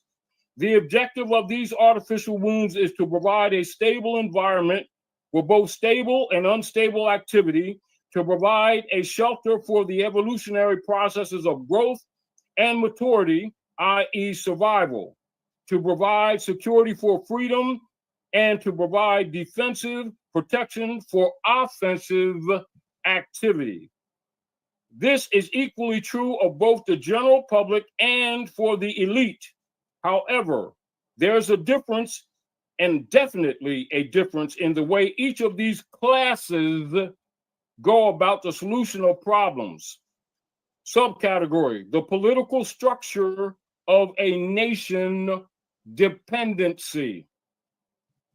The primary reason why the individual citizens of a country create a political structure is a subconscious wish or desire to perpetuate their own dependency relationship of childhood. So they hire politicians to face reality for them. Summary: the people hire politicians so that the people can, 1, obtain security without managing it, 2, obtain action without thinking about it, 3, inflict theft, injury, and death upon others without having to contemplate either life or death, 4, avoid responsibility for their own intentions, 5, obtain the benefits of reality and science without exerting themselves in the discipline of facing or learning either of these things. They give the politicians the power to create and to manage a war machine. 2, 1, provide for the survival of the quote unquote nation / womb, heavily emphasized. 2, prevent encroachment of anything upon the nation / womb, heavily emphasized. 3, to destroy those citizens of their country who do not conform for the sake of stability of the nation / womb, heavily emphasized. Politicians hold many quasi-military jobs, the lowest being the police, which are soldiers, the attorneys and the CPAs next, who are spies and saboteurs who are licensed, and the judges who shout the orders and run the closed union military shop for whatever the market will bear. The generals are the industrialists. The presidential level of commander-in-chief is shared by the international bankers. The people know that they have created this farce and financed it with their own taxes, which equals consent. But they would rather knuckle under than be the hypocrite. Thus, the nation becomes divided into 2 very distinct parts: a docile subnation and a political subnation. The political subnation remains attached to the docile subnation, tolerates it, and leeches its substance until it grows strong enough to detach itself and devour its parent. That's the politics that are going on. That's just a short. Y'all just sitting there, so back to y'all ain't gonna do nothing. Topcatz position. What's going? This is what we're trying to do: get our people into not just the right state of mind, but a knowledgeable understanding and understanding of the actual politics, part of which I just read, which is documented. If you don't get in here, so that you can understand they're not playing with us while we're sitting around playing with each other with our egos like a chip on our shoulder, and we need to humble ourselves, knock that chip off our shoulders, come together with intelligence, teach our people jurisprudence and history, bring them back to reality so we can get something done. If we don't, we're lost. That's the reality. I yield the floor. Okay, appreciate that, OG. In the conversation, I have 2 questions. They're gonna be small. My first one, really not a question, but what advice would you give are you familiar with the Aboriginal community? In general, we've been teaching Aboriginals since that's what the Moorish movement has been about. Okay. Restoring the Aboriginal estate. That has been the general politics. Okay, well, that needs to be said because there's a confusion. We've always said that. Okay, no, they need to hear from you because you're the elder. All right, let me give us the origins of the Aboriginal community. Let me say this to you. Let me say this to you. This is one of my lesson books that's over 30 years old. Right down the bottom here, I'm going to read, and this is on all my lesson books. Moors, the descendants of the ancient Moabites, the true indigenous Aboriginal peoples who inhabited the northwestern and southwestern continents lands of ancient Amexem, Al-Marak, now called the Americas, north, central, south, and the adjoining islands.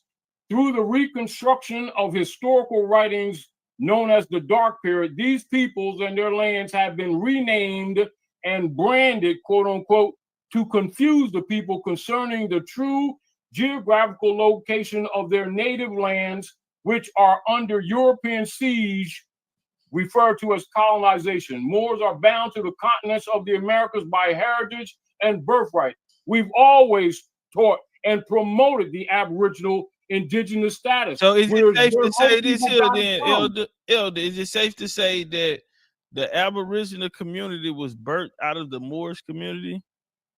No, we're talking about the political argument but for now the restoration. Okay, for clarification, today there's a Moorish community and there's a Aboriginal community. Are they separate, or were they birthed out of you guys? This is what has happened when you do That's the what research. I asked.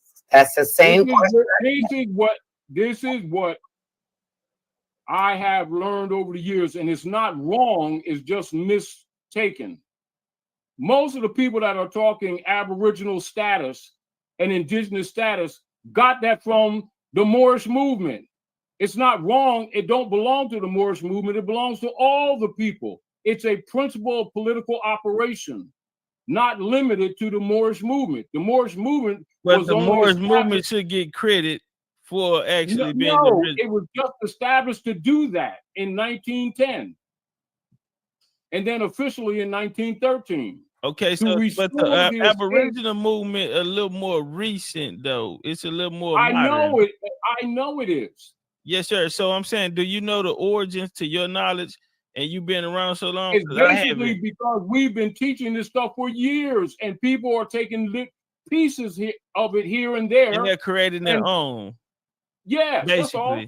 And it don't make them Indian in there too. What about the Indian? Wrong. It don't make them wrong because it's their birthright.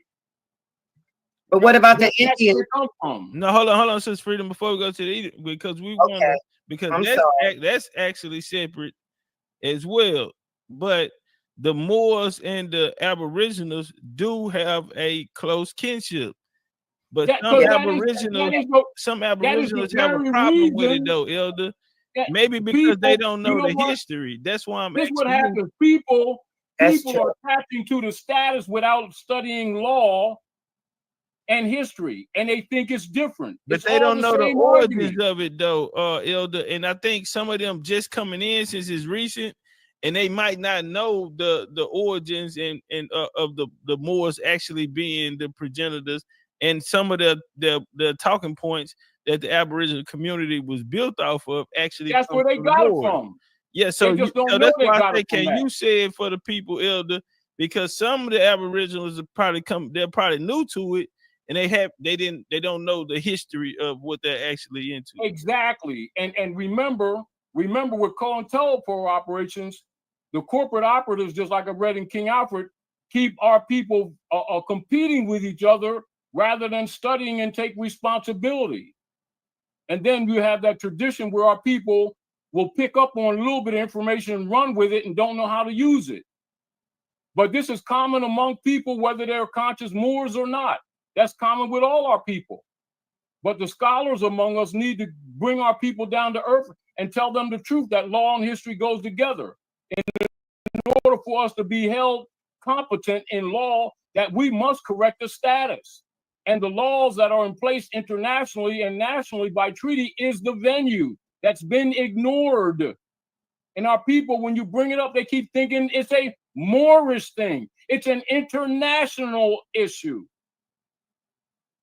And we can't get our people, they keep thinking it's religion. It ain't got a damn thing to do with religion. It has to do with their birthright and the occupation of our land and the rules of law to restore it.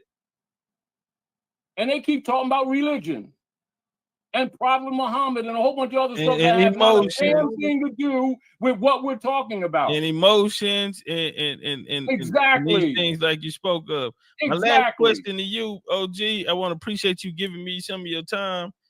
My question would be, I appreciate you giving me some of your time, and I appreciate the mothers, sisters that are on the chat. And yes, yes, sir. This is my last. Hold on, one last question before I leave. Go ahead. Like I said, I've been watching you over a decade, so very familiar with you. After your work is done, you've been doing this for a long time. After it's all said and done, and you taught your last lesson, how would Taj Tarik Bey want to be remembered? As an ordinary brother that's doing my part to fight back against hybrid European colonization of the Aboriginal peoples all around the world, but particularly home here at the Maghrib of our people here in the Western Hemisphere, known as the Indian tribes under their designation. Although we're not Indians, we've adopted that for benefit, but that's still not who we are. However, the reality is that the rest of the civilized world is coming together to undo it. And part of it is because we've been so compromised here, and it looks like the way we've been divided, if it just left to our people, we'll never get there because we hate ourselves so much, which is why we always use terms instead of identity, not knowing in law that persons that are outside of the honor of their pedigree or bloodline are not descendable at law. This is why we got to teach our people jurisprudence. And they keep thinking that you're trying to convert them to some damn religion, which is irrelevant to the issue. Can I ask a question, Taj, please? Okay. Our grandparents and great-grandparents have been saying that we are Indian, and indeed myself as well. You know, mind you. Well, wait a minute. Is Pamunky and you know what I'm saying, Patam Pony and this is what I would say. Don't go no further. Let's you establish a fact. So therefore, this is what I would say to you. What is the confederation? You know, I'm gonna go, Frito.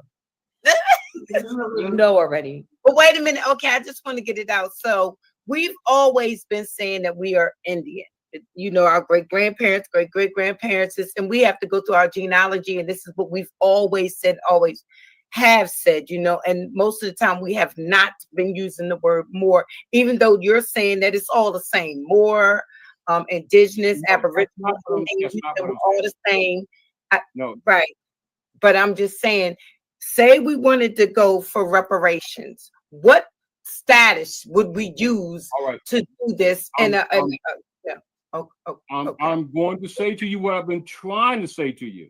The status must be established in law because the rule of law internationally, I repeat for all listeners, internationally, you must specifically identify the nation states and officially and intelligently by international law, by Libra Code, designate the injury. And above all parties must be identified. You can't start talking about people of melanated skin and stuff. You can't use those terms. It has to be a tribal or nationality. In treaty. That's the foundation all over the world. But they got us labeled as African. Are we, or are we are not? Wait, I'm just, let me get the question out, please. Okay. They have us labeled again They're labeling us again. That's why I'm trying to make it clear to everybody that's listening. They are all statuses and labels that's been put on us through the years. We really are naturally tribal names. All these other names, the statuses that has been put on us. But what you are is those are called for the listeners. It's called non-degear. Just what is saying. We are actually our tribal names. But you know that these undone people keep putting these different statuses on us. And I was waiting for Topcatz to make clear to us whether we are African or not. But the question is, you answered that because I'm this done guy because you kind of messed me up here. Are we African on this land, on the people on these lands? Are we Africans through the Atlantic slave trade or this, that, and another? Are we African? Did we come? We're Al-Moroccans, and North, Central, and South America was prior to European colonization part of the Moorish Empire, also referred to as Northwest Africa.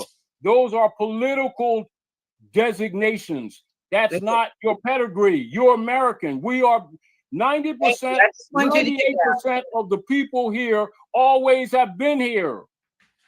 Okay, I just want to make Taj, sure. Taj, I know you're familiar with HR 75 in Georgia, right? 1933, I think it was.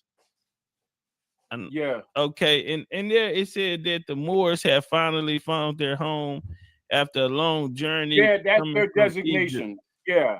And now look at the Sundry Free Moors prior to that. Also, do the research on the William Dungy case. Yeah, I'm familiar with the Sundry Moor, the Sundry Moor, 1790. Yeah. Pickney them, which but those Moors weren't from America. They ended up coming to America. And so the Sundry Act was really about getting laws, and so Pickney them. Yeah, the Sundry Act was actually a status correction. Well, it was only a few people that was referring to. I know what you're saying. No, was even the way they wrote it. Y'all get the lights up, support the show, get the lights up, hit the cash up. Disassociation from the land. But wasn't that from the 17 and the right of land? But wasn't that because of the Peace and Friendship Treaty that the U.S. and the Morocco acknowledging them as a nation? They're talking about their obligations. So they gave them the obligation. Yes, sir, through the Sundry Act, through that relationship that those two had. Yeah, but because remember Morocco over in another area and not in America. But remember when they're talking the Moroccan Empire, you're not talking about Moroccan Kingdom of Morocco. They're two different jurisdictions. Okay, so this Moroccan Empire. Right, back up, because I want to make sure everybody's clear. Okay. When when you hear George Washington. Well, let me get real quick. You know the letter that George Washington wrote to the correct. Yeah, to the emperor. Hold on. Yeah, the Sultan. I'm familiar. Yeah, to the Sultan. Now, when you hear them, they're talking about this land as being part of the empire, but he's talking about the empire, not the Moroccan kingdom. So who would be the emperor? Who at that time? Remember, we were overthrown. Okay, I'm sorry. Muhammad ibn Abdullah at that time. Okay, but when we look into him, because I went through his genealogy and looked up his family and everything, and most of them are hybrids. Most of them ain't original Moors. Right, but they didn't have a international global empire though. Their family, they actually came. No, they didn't. Nope. You're exactly correct. Yeah, so that's what I'm saying. If it was a Moorish empire, then who would be the emperor? Who would be the emperor of it, and what would be the location? Let me read that letter so that the people can hear it for themselves and analyze it for themselves. Hold on. Hey, ladies, why y'all so quiet tonight? What Dosey must not be here.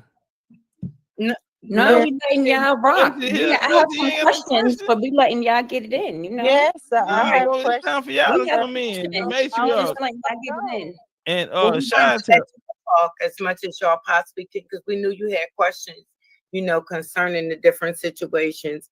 And I wanted to ask you something. Are you okay with the fact that we actually are tribal people, that we actually first had tribal names? That's always yes, been ma'am, with us. and yes, ma'am, I am. Never been other than that. Because No. you have to honor thy mother and father, and you can only be who your mother and father are. And Right. so, yeah, and so yeah, No, you, and so are yeah, you yes, ma'am. I connect to my roots, and Right. I accept my tree. So that's my birthright. Anything outside Yeah, of that, now, you in law- outside of your birthright.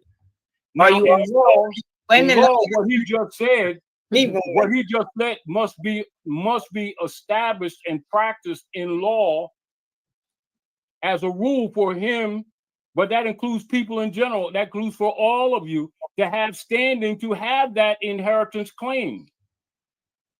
I have Okay. I have a question. Let me get this one out, Dots, real quick. Then you can have it.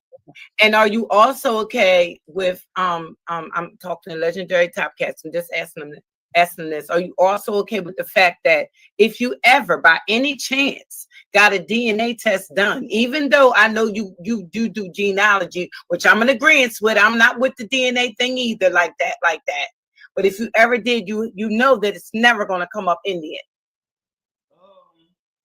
No, you know, because they didn't test people in this area. No, but the word, I'm just saying That's the a word, classification. Yes, ma'am. The reason for that is because they did not test people in this area for that marker. That's why. Right, but they don't have a thing for the word Indian. Let's be clear. And plus, they told us the Let's be people, clear. the populations that they tested, and our people wasn't tested for that.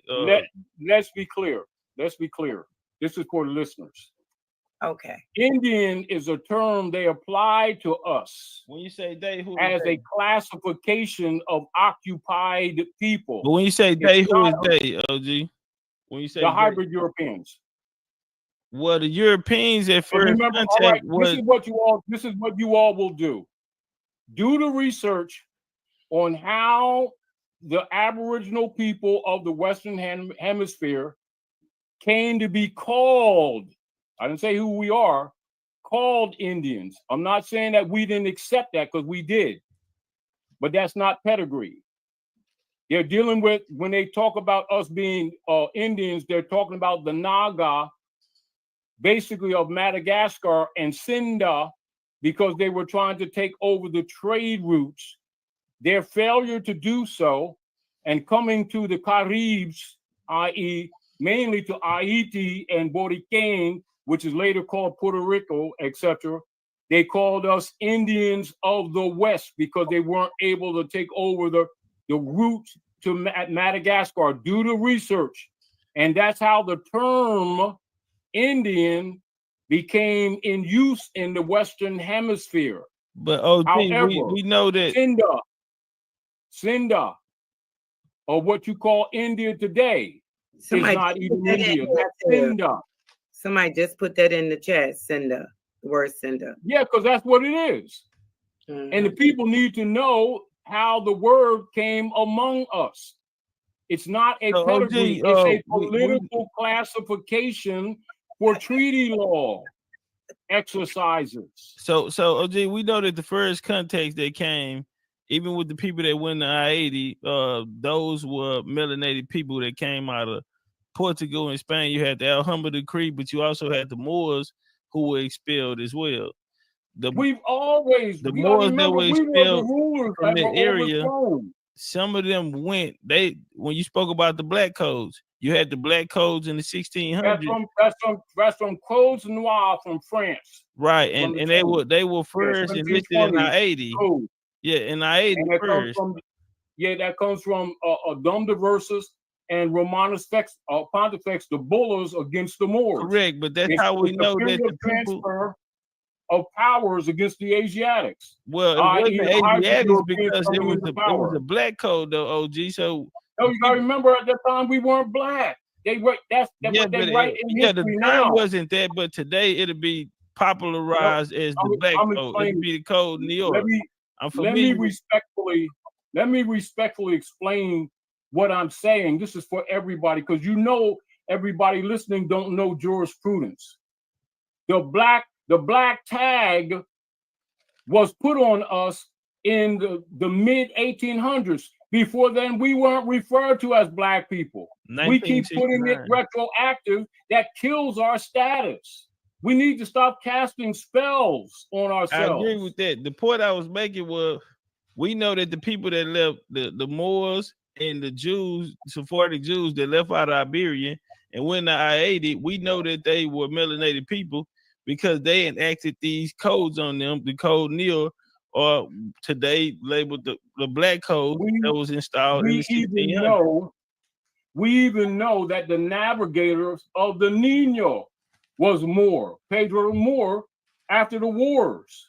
The same way our people today keep on running the businesses for this hybrid European. But my question would be, why would the Moors help come and colonize the Americas? This is what our people need to understand here.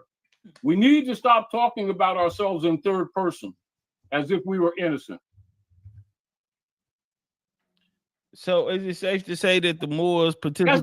That's like a Chinese saying, you know, the light-skinned yellow guys, you're Chinese. If you get a point, they're saying like the yellow, as if they're not Chinese. Our people keep saying they're melanated people to avoid saying that they're Moors. No, we're not saying we're Moors because I'm talking about the. I understand, but you gotta let me finish. I'm coinciding, and my nation never spoke of being Moors nowhere in our history. Most of us refer to as our tribal identities. Right. I accept that one. And what I'm saying, this so is Moor what I'm would saying. be so like you said, Indian was a political term put on people. Well, Moor would be a political is Moor absolutely term? No, it is. Moor is the pedigree. So Indian would your chief put on some of the Moors of the South. Okay, so with it being a pedigree, I'm sorry, OG, but with it being a pedigree, a lot of people, do you think most of the people out here who are identifying as Moors or Moorish Americans, hold on one second. Do you think those people that are identifying as Moorish Americans today and have been, they are identifying it by their bloodline because they descend from a Moorish bloodline, or is it a doctrine that they're following? More, but no, or more of a religious. Both of them, both of those concepts are existing with the people, which I've said. So they have no bloodline ties to Moor. No, they do, but most of them look at it. Some of them look at it from a religion or doctrine point of view when that's really not what it is. Right, and in which they should be looking at it from a pedigree, which gives them exactly. their birthright. Exactly. Okay. Can I ask a question on that? Because I think it was asked before, but I'm still a little confused because pedigree is based on a bloodline, but your bloodline would have to be a bloodline in history. You'd have to show your pedigree equals or comes to the Moors. Right. So how do you show it's coming to the Moors without a Moorish empire, without a relative, without an emperor? Like, how do we show our pedigrees are going to that Moorish bloodline? You need to, now, this is what I'm saying to you again. Once you study history and recognize what got us into this political situation we're in right now, you will find it. It's not whether an argument, whether you, me, or anyone accepts it or not. We're talking about the actual international record before our fall collectively among the tribes collectively. And you need to know that get the lights up, it's not a matter of get the lights opinion, up, it's a matter of reality of what happened to the people here in the Western Hemisphere that they don't know about history. Whether they agree with it is not the argument. This will be the historical fact is what I'm presenting. A whole nother decade. Not an argument of what they believe or what terms I believe. 1,000 likes. The record. Let's get 1,000 likes. That's the last lawful name of the collective tribes of the Maghreb, known around the world, except for the people here that still think that human beings are crayons. And My they don't question know- though, I gotta jump off. my It's getting question, late for real me. quickly, I want just real quick. Yes, ma'am. My question though is, okay, so here we are in 2024, right? And I Yes. think like, so we like just on a just realistically, how realistic do any of you, not Hey just man, Taj, just goddamn, we ain't anybody get on the nobody panel, right? support Like, how the show realistic tonight. is it for tribes We had a come classic. together Ain't nobody collectively, right, support the show. to Y'all push really, forward really whatever the just sit agenda there and is? ain't support the show. Because if we Nobody. know Circle that are the we only are one a supporting tribe, the you know, show. that we are tribal people, that there's a lot of diversity in that, right? We're not a monolith, right? How realistic is it to expect these tribes to come together collectively, right, and push forward one agenda? And that anyone can answer that. Now, it's back to understanding what was our stand collectively before we fell under European colonial operations. What does the international record show? And understand that the people by law must rise as they fell. Meaning, like when you go into the history of these people of the West, we have been known as Mauritanians, Moray, Moor, Almaracan, American. All of those are related. Mohawk, Mohican, Michigan. All of those are Moorish tribes. Those are different tribes.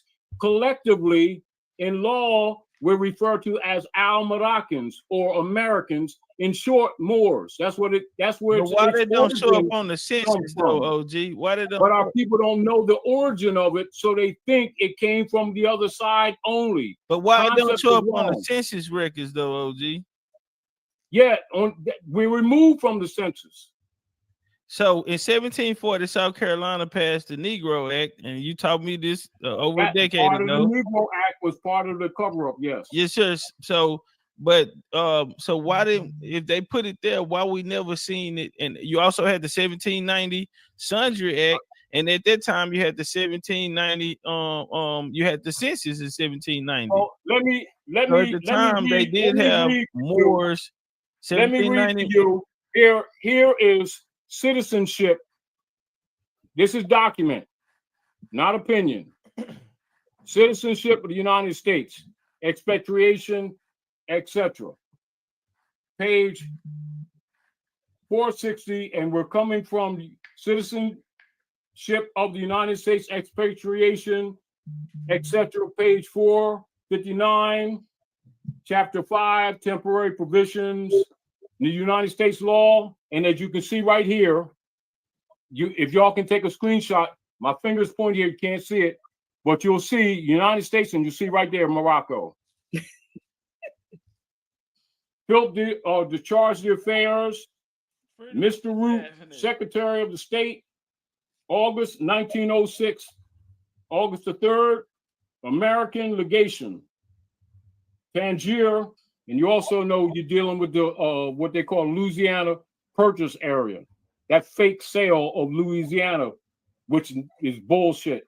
But anyway, sir, there are strictly speaking no Moroccan laws relating to citizenship of Moorish subjects in Morocco. The fundamental laws of this non-Christian country are based entirely upon the Islamic code, no part of which treats of the subject of citizenship. There, however, are numerous treaties and conventions between the various Christian countries and the Moorish Empire, by means which citizenship in this country is defined.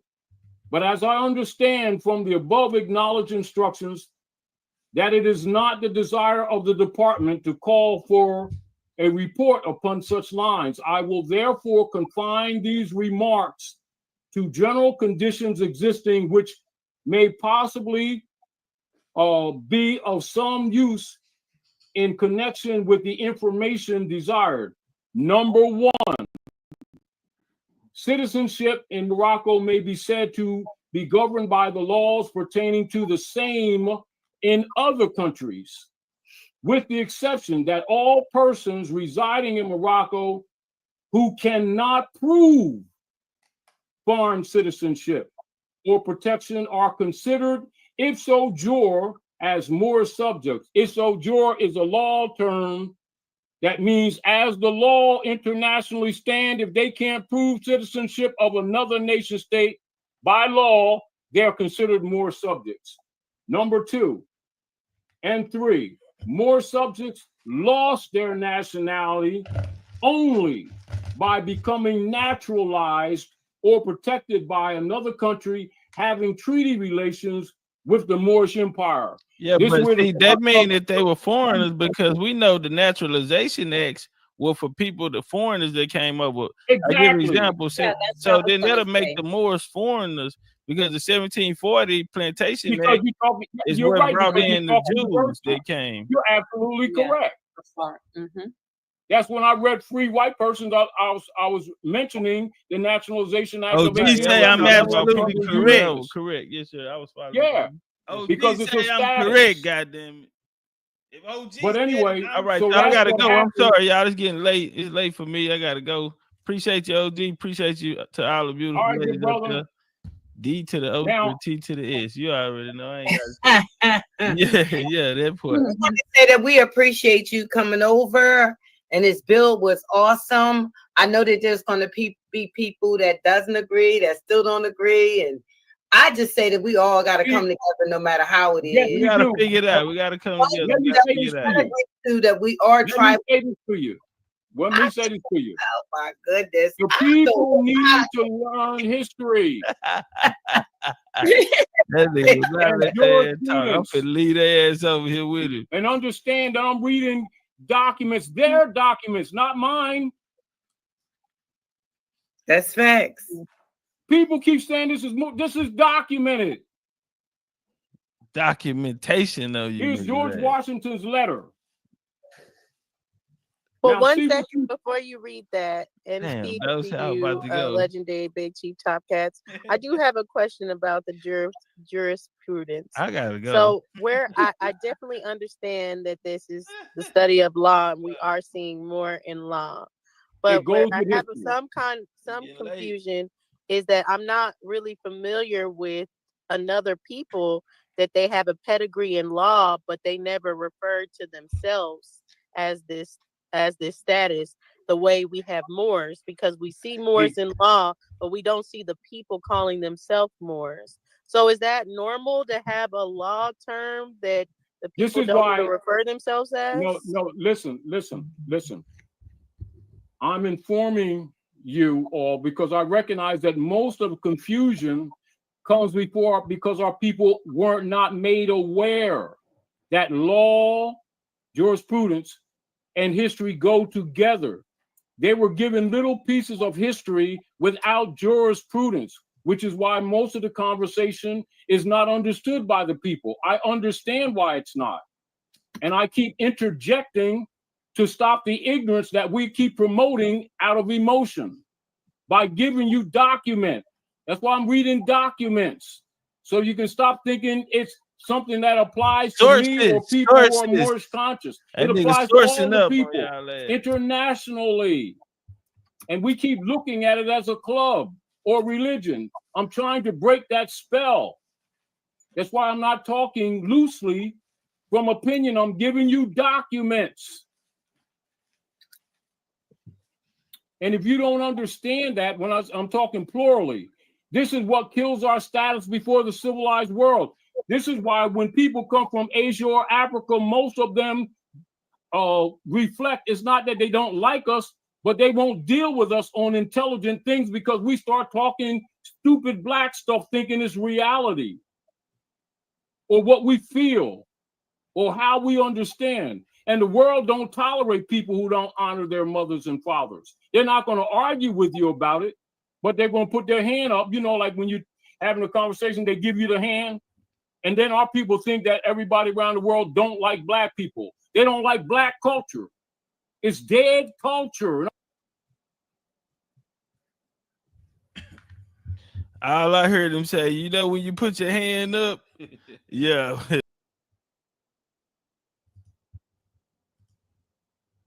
That was a good bill right there. Born burner. Sugar Ray Leonard, Tommy Hearns 1, Born Burner. No. Sugar Ray Leonard, Roberto Duran 1, Born Burner.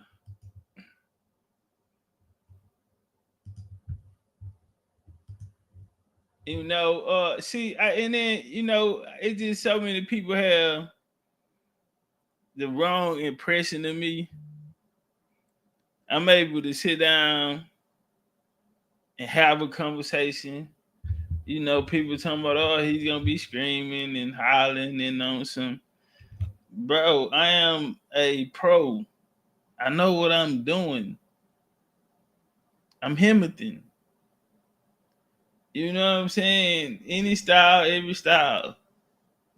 Sit down with the elders. Then the elder told me you was born to do what you're doing. How many niggas he told that to? You know, respect is not given, homie, it's earned. I asked the question earlier in the video, what am I known for? I never thought about that. That's a good question. You know, what am I known for? And yeah, I've been thinking about this since I asked that question. I don't know how I'm perceived. But people are trying to paint a villain, you know, bully, you know, I don't know what type of, you feel me, when, you know, do I have a resume of being on the battlefield out here? Yes, I am gladiator. Baddest American Indian fighter to ever lace them up. Yes. Do I have a mean military resume of conquering apps on apps and changing the minds? You know, nigga, I emancipated the slaves, homie. Just like my kinfolk Lincoln. I emancipated the slaves, homie. I was the green man. I brought the game to where niggas ain't have to follow me. They can reconnect with their family. And a lot of people took that and taught them the art of agriculture. And now you can go to these other apps and you hear niggas standing on big Indian business. That's what they say. They say I'm not black, I'm Indian. They say, let's go genealogy. Let's go leaf for leaf on your genealogy tree. Little old me, homie, project baby. But, you know, I ain't never look at myself as a scholar or none of that shit. I'm a messenger, homie. I'm a tool that the ancestors using. Shout out to Uncle Rod Hayes. He told me that. He said, everywhere you going, you been there before. You know, and the coming into realizing who you are. Like Ty said, nigga, you was born to do this. You was born for this shit. That's Achilles. One of my favorite movies. I don't like how it went out. That was, I don't know who the writer is, but real niggas don't go out that way. But he was supposed to get the girl and he dipped, you know what I'm saying, and not die by a coward.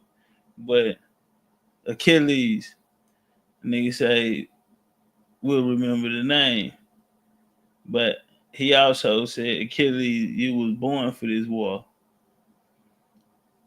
I used to say, hey man, I wish I wasn't born in this generation. Send me back where the scholars was really so I can get some real work.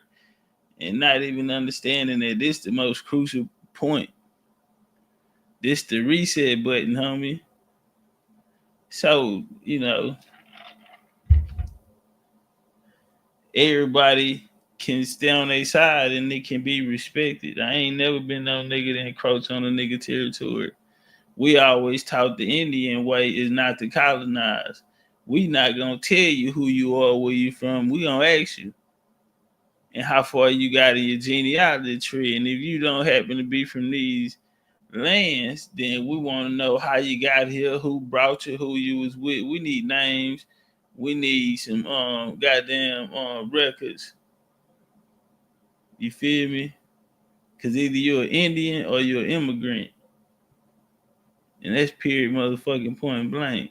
And we do this the genealogy way, because if we talking history, homie, then we talking about humans. I'm not finna talk about no history with no nigga and ain't no human came up now time in the story. Then we not doing history then.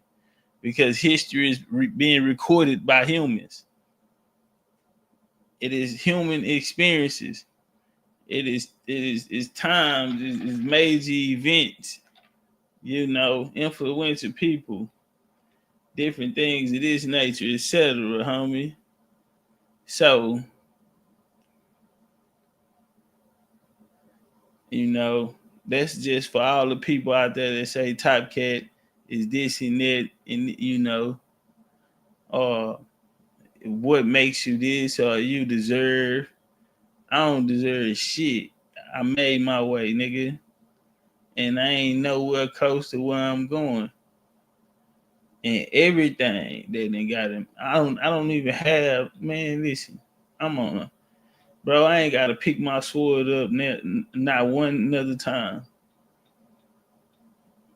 My point is clear. And I banged it out with every denomination on the block. I got them up with every denomination on them. So, nigga, when I walk in the room, nigga, I ain't gotta do no. Ain't no smoke coming this way, nigga. While I'm walking the room,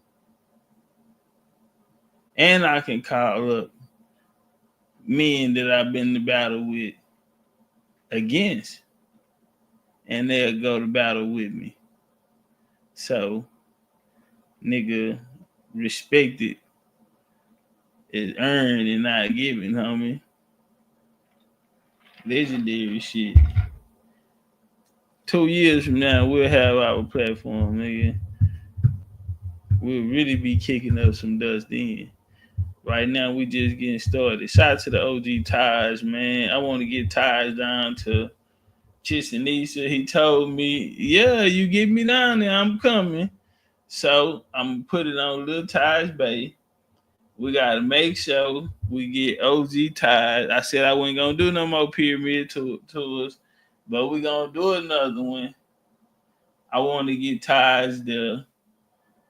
I want to get Rod Hayes, motherfucking ass. You know, I want to bring some people out. King Los told me he gonna come. We'll see. Chip. You know what I'm saying? Out of Ohio, Chip of the Ripper. Cleveland, Ohio, 216. Ohio versus everybody. What we saying? What we doing, man? Indian pop out. So yeah. I want to do that, man. I want to get those out there. But hopefully y'all got something from this lecture, this build you did. The homie say we got Indian, bro. Indian, that's 639. You said telling about laws and ethics, all that's cool. Respect to the OG, but you said that Indians. What type of Moor are you? 639. You want to come on the panel, fam? You want to come up and build? He said, I try my hardest to get him right. Nah, yeah, he don't fuck with them planes, huh? Man. Well, that's the only way, shit. Yeah, if he don't want to get on that plane, I understand. But I think that'll be legendary. He said, respect the Taj. Thank you, Topcat, for bringing this out of him. This is epic. Yeah, I know. I already know Lil Taj. That nigga ain't fucking with him. So But yeah, let him know. Let him know when you talk to him. I said what's up, and sending blessings and prayers his way. You know, good energy in a real way. But y'all be cool like y'all be cool. I think we've been on long enough. Anybody want to come on the panel? Y'all got something to say? Y'all want to come on the panel? Do anybody want to come on the panel? TJ say get him on the party, but now I ain't gonna do him like that, man. Now we do have party buses. I don't even be on the party buses or nothing, but we do have them type of situations going on, man. Look, we in July we going to Florida, homie. We gonna be on the yacht party in Miami, nigga, 305 South Florida. What we doing with it?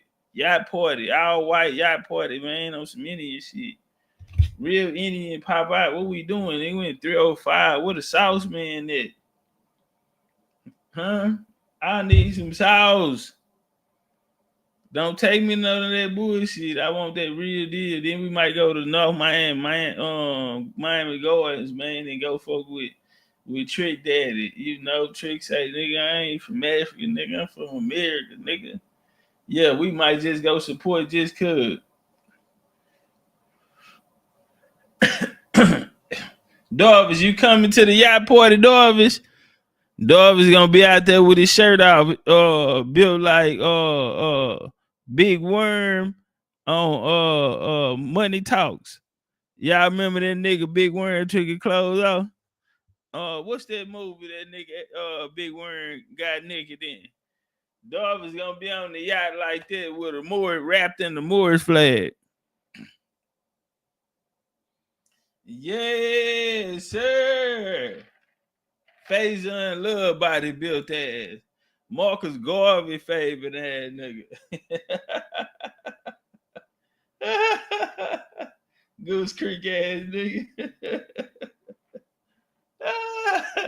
I went all the way down there. I popped up on them surprises ass. Yeah, nigga. Come outside, nigga. I'm in your hood. Word? Yeah, man. I'm in the hood for real. Nigga, I ain't playing Popeye, nigga. Yeah. North Charleston, nigga. Meet up. That nigga came and got me.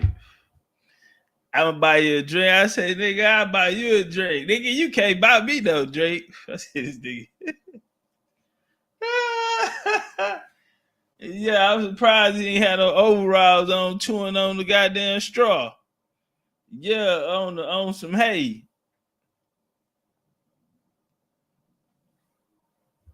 Nah, but it's all good though. That was definitely a good bill. Monumental, homie. They talking about why they call them legendary. Man, I really live it, man. Come so much it'll hurt your hand. Nah, homie, I ain't with none of the division, none of that, bro. That's not my game. That ain't never been my game. But, you know, we our own entity, nigga. Don't nobody have no jurisdiction over the Indian car.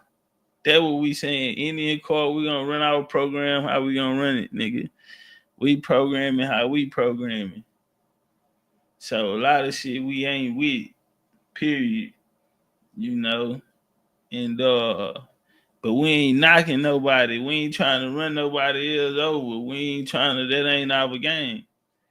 We building amongst each other. We ain't here to seek and destroy another motherfucker. That's not our game, homie. We on some other shit, you know. But y'all be cool like y'all be cool, man. We gone. There was no money, no one to run me. So give me a run for my money. Sipping bubbly, feeling lovely. Living lovely. Just lovely. I ain't wanna be with you.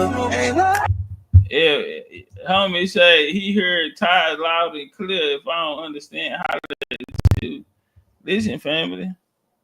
Why would I holler at you when I holler at Taj? Taj, what did he say? Exactly. He agreed with what I said. The point that I came in there, what I came in there standing on, homie, is what I left out the door with. Solidified.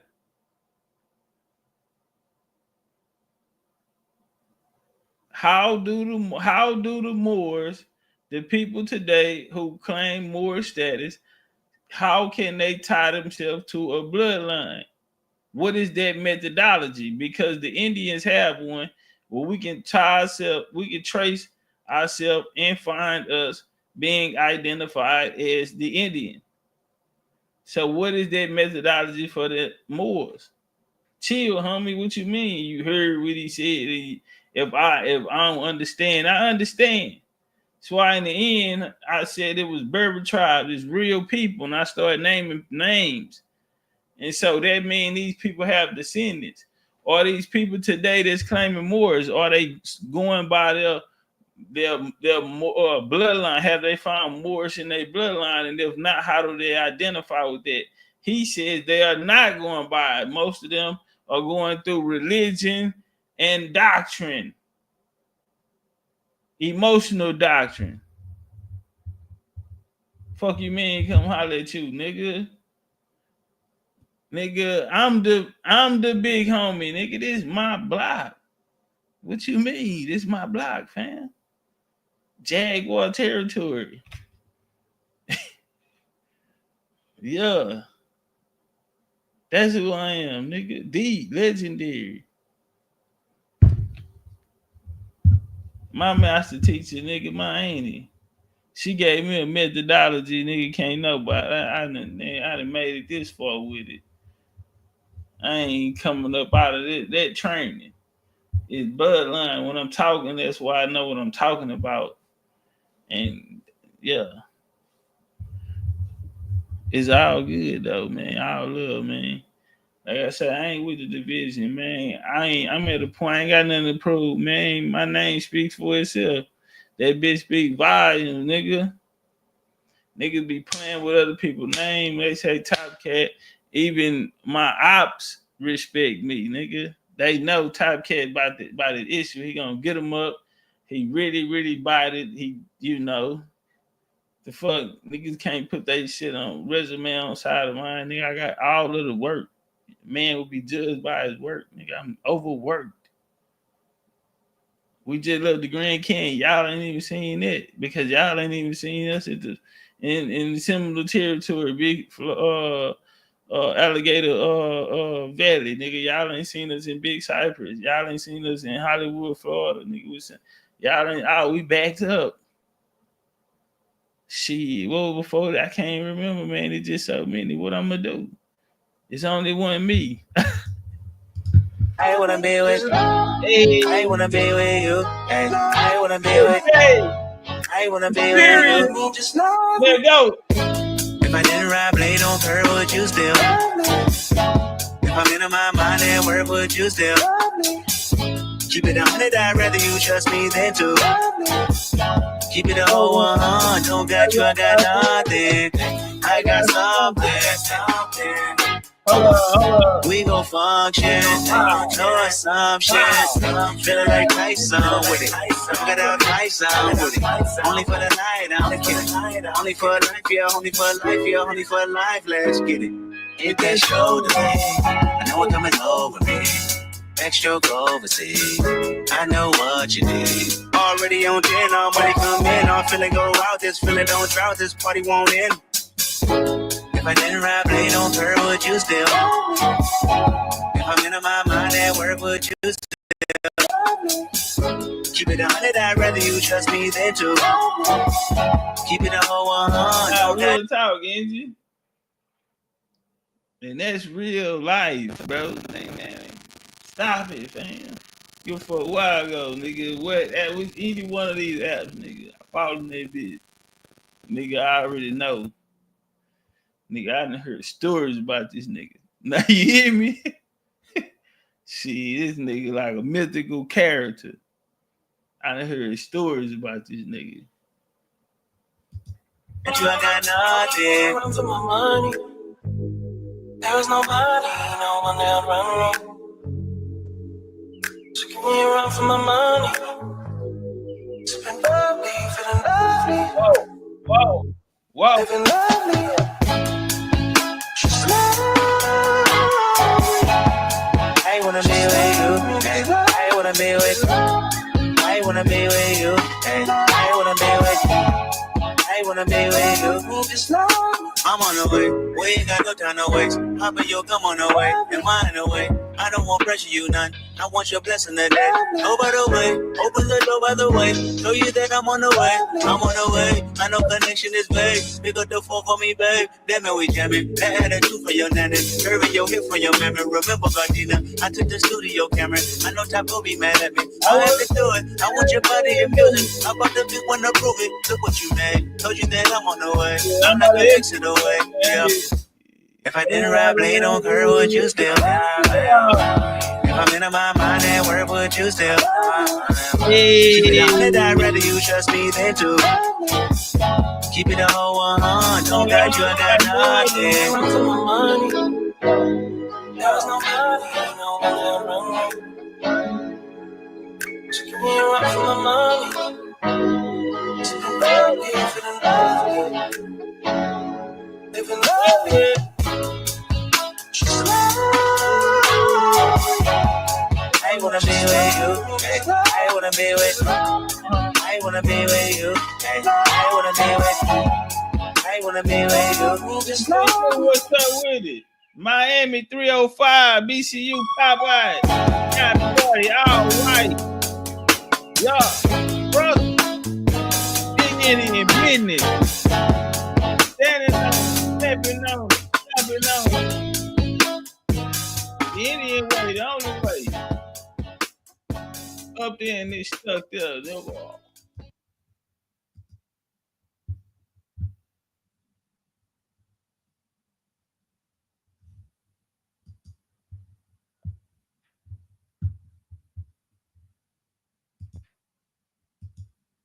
You know what? Before we get up out of here, I want to do this here. and the hearts all over the world tonight. I just want to take out and prove what we really supposed to do. We lay around and play around and got time to with my crew. I love it. I love it. Goddamn, I love it. I love it. Birthday month, don't it? Just ask because you like my ex. It's the way that I talk my shit. It's the way that I wear these glasses. Met him on April 6th. Okay. FT bought me a cat. I heard he be hard on bitch. Shit. I made him come look upset. It's the fact that I'm hard on niggas. You making me feel. You got no time, but he say I'm the one. He must got a thing for real, bitch. I know I can get a little crazy. I know, but I love that you know how to deal with it. I need you to bear with me, baby. I ain't really used to no real nigga. You owe me and I owe you too. I promise I'm not about to let up for nothing. I know I be nagging sometimes. Put dick in my mouth, make me shut up or something. I promise to keep it tight. Every time I feel like a bird, you keep me happy, you give me dick. Ask me who my son. Same word keep getting me what I'm looking for. I gotta tell everybody. I don't want to keep it on. Hey, hold on. You know what? Geezy just made me think of something. Geezy just made me think of something. Geezy say, egg belong. Y'all know what he talking about? Yes, sir. Fam. So y'all know we got this yacht party coming up. These them egg belong. This what Geezy talking about, them egg belongs right here. Yeah, sure. That what Geezy talking about, them egg belongs. What dog is it? This what Darvis want. Darvis want to be cute. You know what, Darvis? A player nigga can pull it off, though. A player nigga probably can pull it off. But see, you gotta have like an open shirt for that. You know, that like South Beach vibes. If your face on little body built ass nigga, but if you don't give a damn, you know, which I don't think you do, yeah, nigga, that might work. Yeah, that might work for you. Shit, nigga, go on cop them. Man, shout out to y'all in the support. We sold 14 pairs yesterday, man. So shit. Man, appreciate the love and the support in the real Indian way. We sold 14 pairs last night. But yeah, what we doing, man? Stop it, bossed up. Hey, for the fellas, we got the buffs in. Listen, I just said that minute. I think 6 of those were buffs. So 6 pairs of buffs already gone. Them buffs ain't gonna stay that long. Y'all can hang that shit up in the closet, nigga. Them buffs is on go. It been too many. They had already been hitting me talking about, nigga, what's up on the buffs. Them buffs are not gonna be there. Darvis, the lady say, are you gonna fly them out again? Can they get flued out and chewed out? No, you big ass like snacking. With your purple shades on, Darvis, you gonna come down there with your purple. Darvis gonna be in all purple. They gonna call you born it. Nah, I ain't selling them to you. If you buy them, I'm telling you right now, fam, we can fall out behind it. I'm not letting you go out. They gonna call you born it. Cause see, your big country unorthodox head, you come down there with an all purple outfit on, like Eddie Murphy and Raw. Nah, I ain't gonna let you do it, nigga. Nah, cause they gonna call you born it, and then we gonna have to fight, and I'm gonna have to help you. So fuck all that. Supposed to do.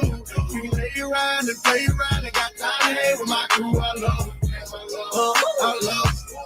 Goddamn, I love. I love. It's me, so just average. Because you like my ex. It's the way that I talk my shit. It's the way that I wear these glasses. Met him on April 6th. Okay. My PT bought me a cat. I heard he be hard on bitches. Yeah, what? I made him about little second. It's the fact that I'm hard on you. Like you making me feel. You got no type, but he say I'm the one.